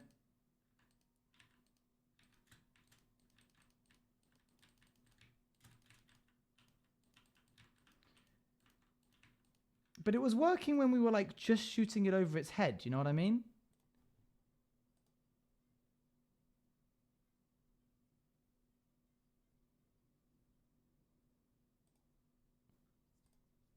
Did I get something wrong? Okay, start from scratch. Redo. One moment.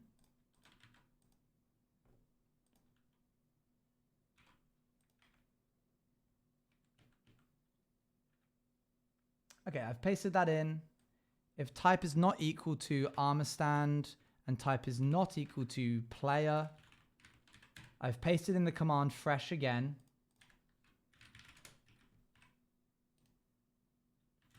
It's ran off the pillager. It's ran off the pillager. The pillager can't explode. He doesn't know how.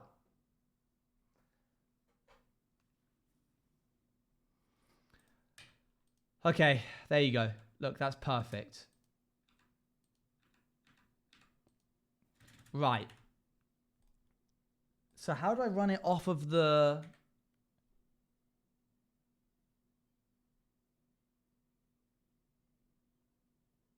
Pillagers has 0 clout and they can't blow up. Okay, so execute positioned from my current location as all entities that are close by, basically. Real quick, we need to test some things. Okay, positioned. Okay, in which case, run execute as all entities of type equal to armor stand whose tag is equal to spell, sort by the nearest and limit it to 1. Run D&D spell detonate. Oh, run function D&D spell detonate.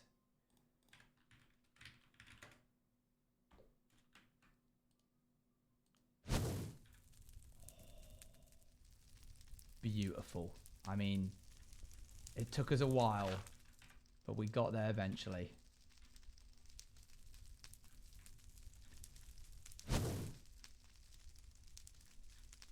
H-bomb! How's it going, mate? You've come at the perfect time because we've just managed to resolve some coding issue that we were having thanks to Cloudwolf over on YouTube, giving us some concepts of how to do some raycasting stuff. We are trying to take this warped fungus on a stick. It's actually a magic wand. And we want to right click and have it summon a fireball. Boop. And now it can. And so now let's make it so that it can also hit blocks. And then let's also make it so that when it summons the armor stand, it makes it invisible. And that should be our first spell integrated.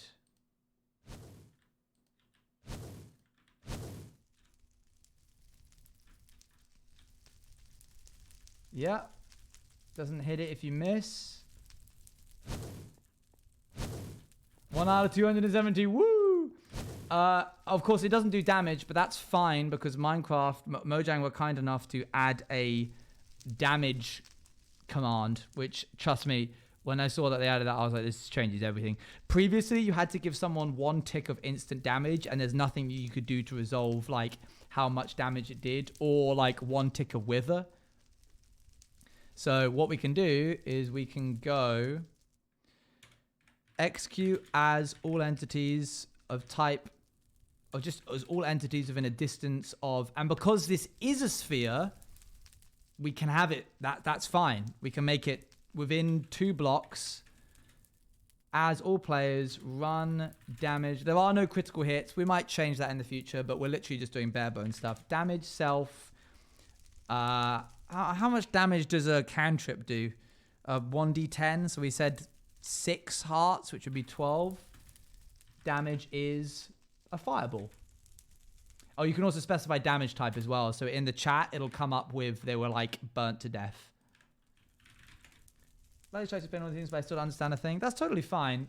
Trust me, if you hang around for long enough, you'll begin to like understand just from residually absorbing it. I know it feels like you wouldn't, but you will, you will.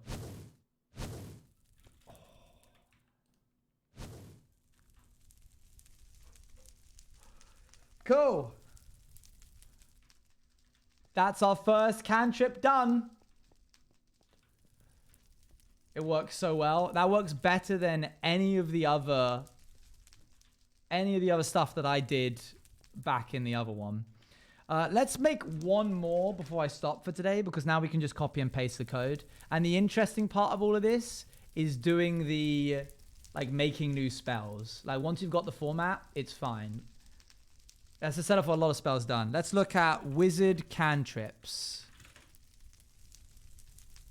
Wizard spell list. Here we are. Acid splash. Rain ward. Hold on. I want that to be specific to this. Booming blade. Chill touch. Control flames. Knockback can be a wind spell or something. Something like that. There's firebolt. We'll also make it so that it, after it travels a certain amount of feet, spawn a lingering potion. Let's see what acid splash actually does. You hurl a bubble of acid. Choose 1 creature you can see within range, or choose 2 creatures you can see within range that are within 5 feet of each other. A target must succeed on a dexterity saving throw or take 1d6 damage. So you actually look at a point within range. You don't like, it doesn't come from you. It's not a projectile. You just look at it and it spawns there, which is a little bit different to what we currently do. So let's not do that one. What about magic missile?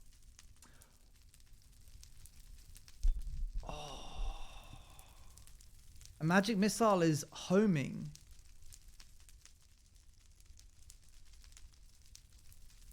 I think I could do magic missile because all you have to do is update the armor stand to point to the nearest entity. So you would spawn it, point it to the nearest entity that wasn't you, and it would just home in on that. The issue is if that's one of your teammates, then like the thing about magic missile is you just simply think where you want it to go and it goes. You could control it by looking. That would be pretty sick, actually. So as long as you're like looking at the target. What about frostbite? You cause numbing frost to form on 1 creature that you can see within range. The creature must make it. So that all takes ray casting. I don't want to do that right now. Come on, give me something simple. Control flames, booming blade, gust, mage hand, mending message, minor illusion, mold earth, poison spray, light. I think light just lights up something in your hand. Ray of frost or poison spray. You extend your hand towards a creature that you can see in range and project a puff of noxious gas. That doesn't use the code that we just did. Oh yeah, you could spawn a light block. That'd be pretty sick for light. The creature must succeed on a Constitution saving throw or take 1d12 damage. So that's just in front of you. You touch one object that is no longer... What about Gust? You seize the air and compel it to create one of the following effects at a point you can see within range. Again, not a projectile. Ray of Frost. It's our last chance. If this doesn't work, then we won't do it. A frigid beam of blue-white light streaks towards a creature within range. Make it... There we go. On a hit, it takes 1d8 cold damage and its speed is reduced by 10 until the start of your next turn. That we can do. Let's get to work. So, I need to remember how I do this specifically.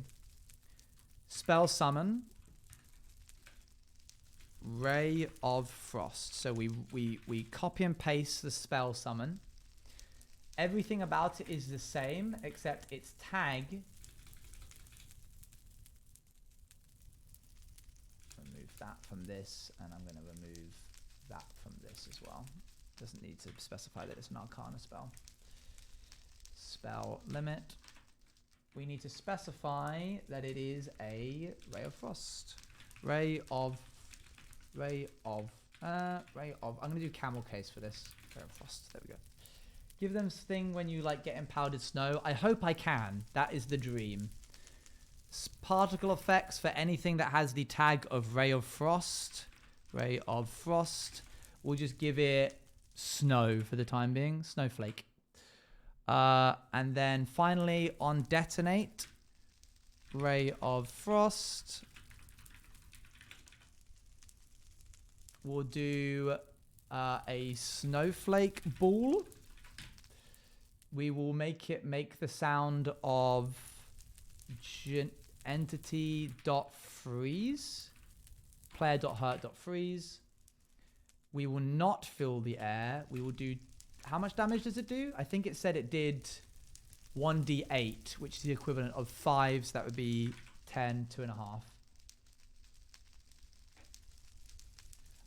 Okay, that's all of that. And then the last thing we need to do is just go into the spell detonate thing and specify that if it is a Ray of Frost, then it needs to trip the Ray of Frost thing. Why is everyone saying Moddy? Is Moddy okay? What happened to Moddy? Hi Raiders. Oh. Hi H-Bomb. Thanks for thanks for the raid, mate.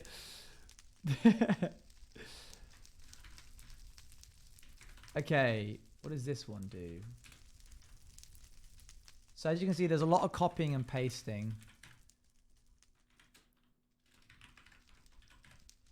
Tag run particle Ray of Frost. I think that's it. I think we're done. Sorry, don't apologize. I thought it was funny. Whoa! Oh, he's really schmoovin'. Oh, that's quite cute, ain't it? Okay, so I don't think you can give someone the freeze effect.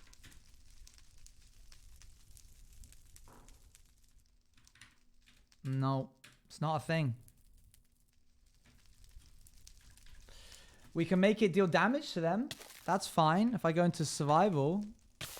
Oh my gosh. Okay. So, update. The damage command is in hearts. So that needs to be 6. And that needs to be 5. Good to know. I thought it was in half hearts. But what we can do is... Okay. I really should stop, but I'm going to do one more thing, and then I will stop. We are going to create some new things that are to do with passives. Because presumably we're going to want other spells to also make someone slow.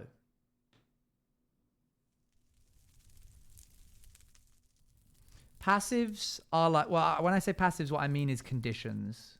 So we're going to have the slowed tag on someone, and if someone has the slowed tag, then their attribute for their speed is reduced slightly. I might make it slowness, but I want to be able to finely tune how much. So give for freezing or something else. I did effect give, and I tried to give freezing. So function D&D. Does this song also make you guys like tick conditions? Execute as all entities whose tag is equal to slowed. Run effect give self slowness. Now you could say, why don't you just give them the potion effect slowedness? But I don't want to.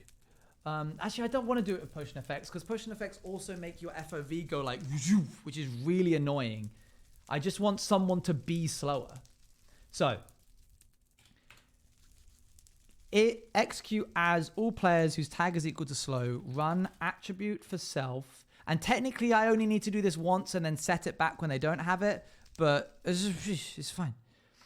Execute as all players with the tag equal to slowed. Run attribute generic dot speed dot movement speed. I think the base is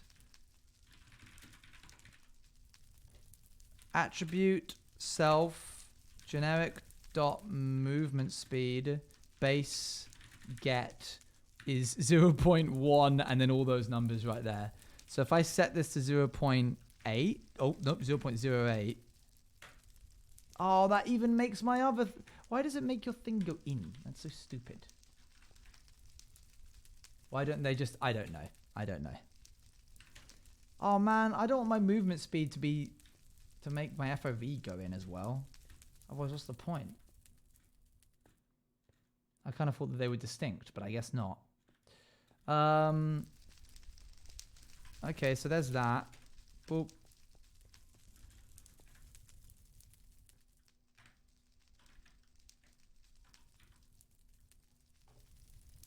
Generic movement speed, base set, and we'll make it like 0.4.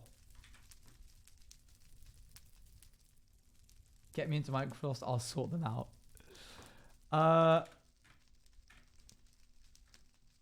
Okay, so their movement speed is reduced by 10 feet per turn or whatever. But I've just made it 0.5. And then execute as all entities of tag not equal to slowed. We need to reset their attribute to be the same as normal. 0.1. Okay, that should do it. And so now when the spell detonates, what we want to do is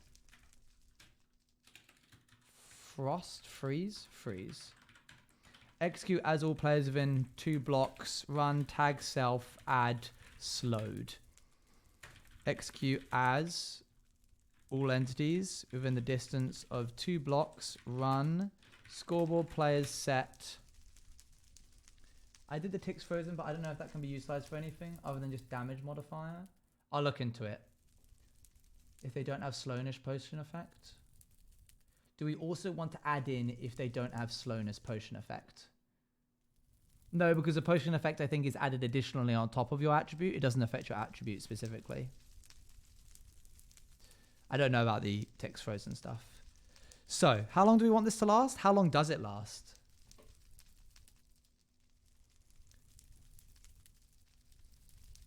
Until the start of its next turn. So 6 seconds. 6 seconds in ticks is 120. Set new scoreboard. 120. So I'm going to make a new scoreboard now, which gets created at the beginning of the game. And it's going to be called scoreboard objectives add time we're going to call it conditioned slowed. Scoreboard, and it's just going to be a dummy, which means that it doesn't like listen for anything. Scoreboard objectives, remove conditioned slowed. I guess another way is to use a snow block but make them invisible. You can't make the blocks invisible, unfortunately. Just wondering, but isn't there FOV that removes the zoom effects? There is, yes. That might just be too work if possible. Unfortunately, it's not possible. Can't make blocks invisible. You could make the texture of the block invisible, but then that would be specific. And it would then also mean anybody else in it would also get it, even if they didn't have it initially. But yeah, it's a good idea though. So then tick conditions, execute as all entities whose score for condition slowed is greater than 1. Run scoreboard players remove from self condition slowed 1. And anybody who has 0 and also has the tag equal to slowed, run tag self removed slowed. But if we're adding a texture pack for making the warp function on a stick invisible, was that not a thing? Yes, but I don't know if you can make individual blocks of snow invisible. And even if you could, if you got a block of snow at your feet, anybody else who came over and stood in the same spot at you would also be slowed, despite the fact that they didn't get targeted by the spell initially.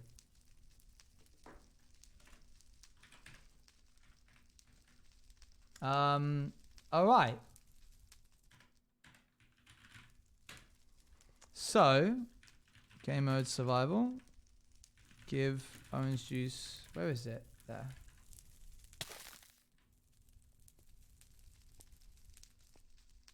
Okay. After 6 seconds, it should go back to normal. Scoreboard objectives. Set display sidebar. Conditions slowed. It didn't do it. Oh, I didn't specify. Hold on. Ray of Frost. Conditions slowed. Could you do the freezing thing? Unfortunately, that was a specific potion effect in Alex's mobs, which was called Freeze, which was really cool, and we loved it a lot.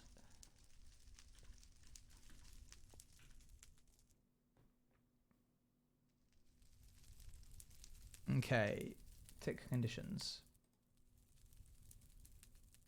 I'm going to move this one up.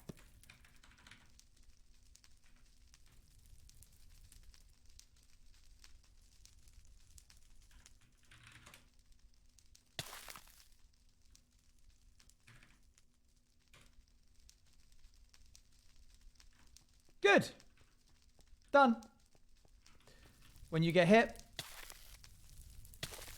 it slows you down for 6 seconds. You can see on the right-hand side of the screen there. That's the 6 seconds. It even as well tops it up if you get hit by another one. And it will continue topping it up, slowing you down for 6 seconds. That is 2 out of 275 from the wizard class done. Thank you for joining me today, guys. I'm going to go make some pancakes as a reward. A reward for me. Speaking of missing Akko.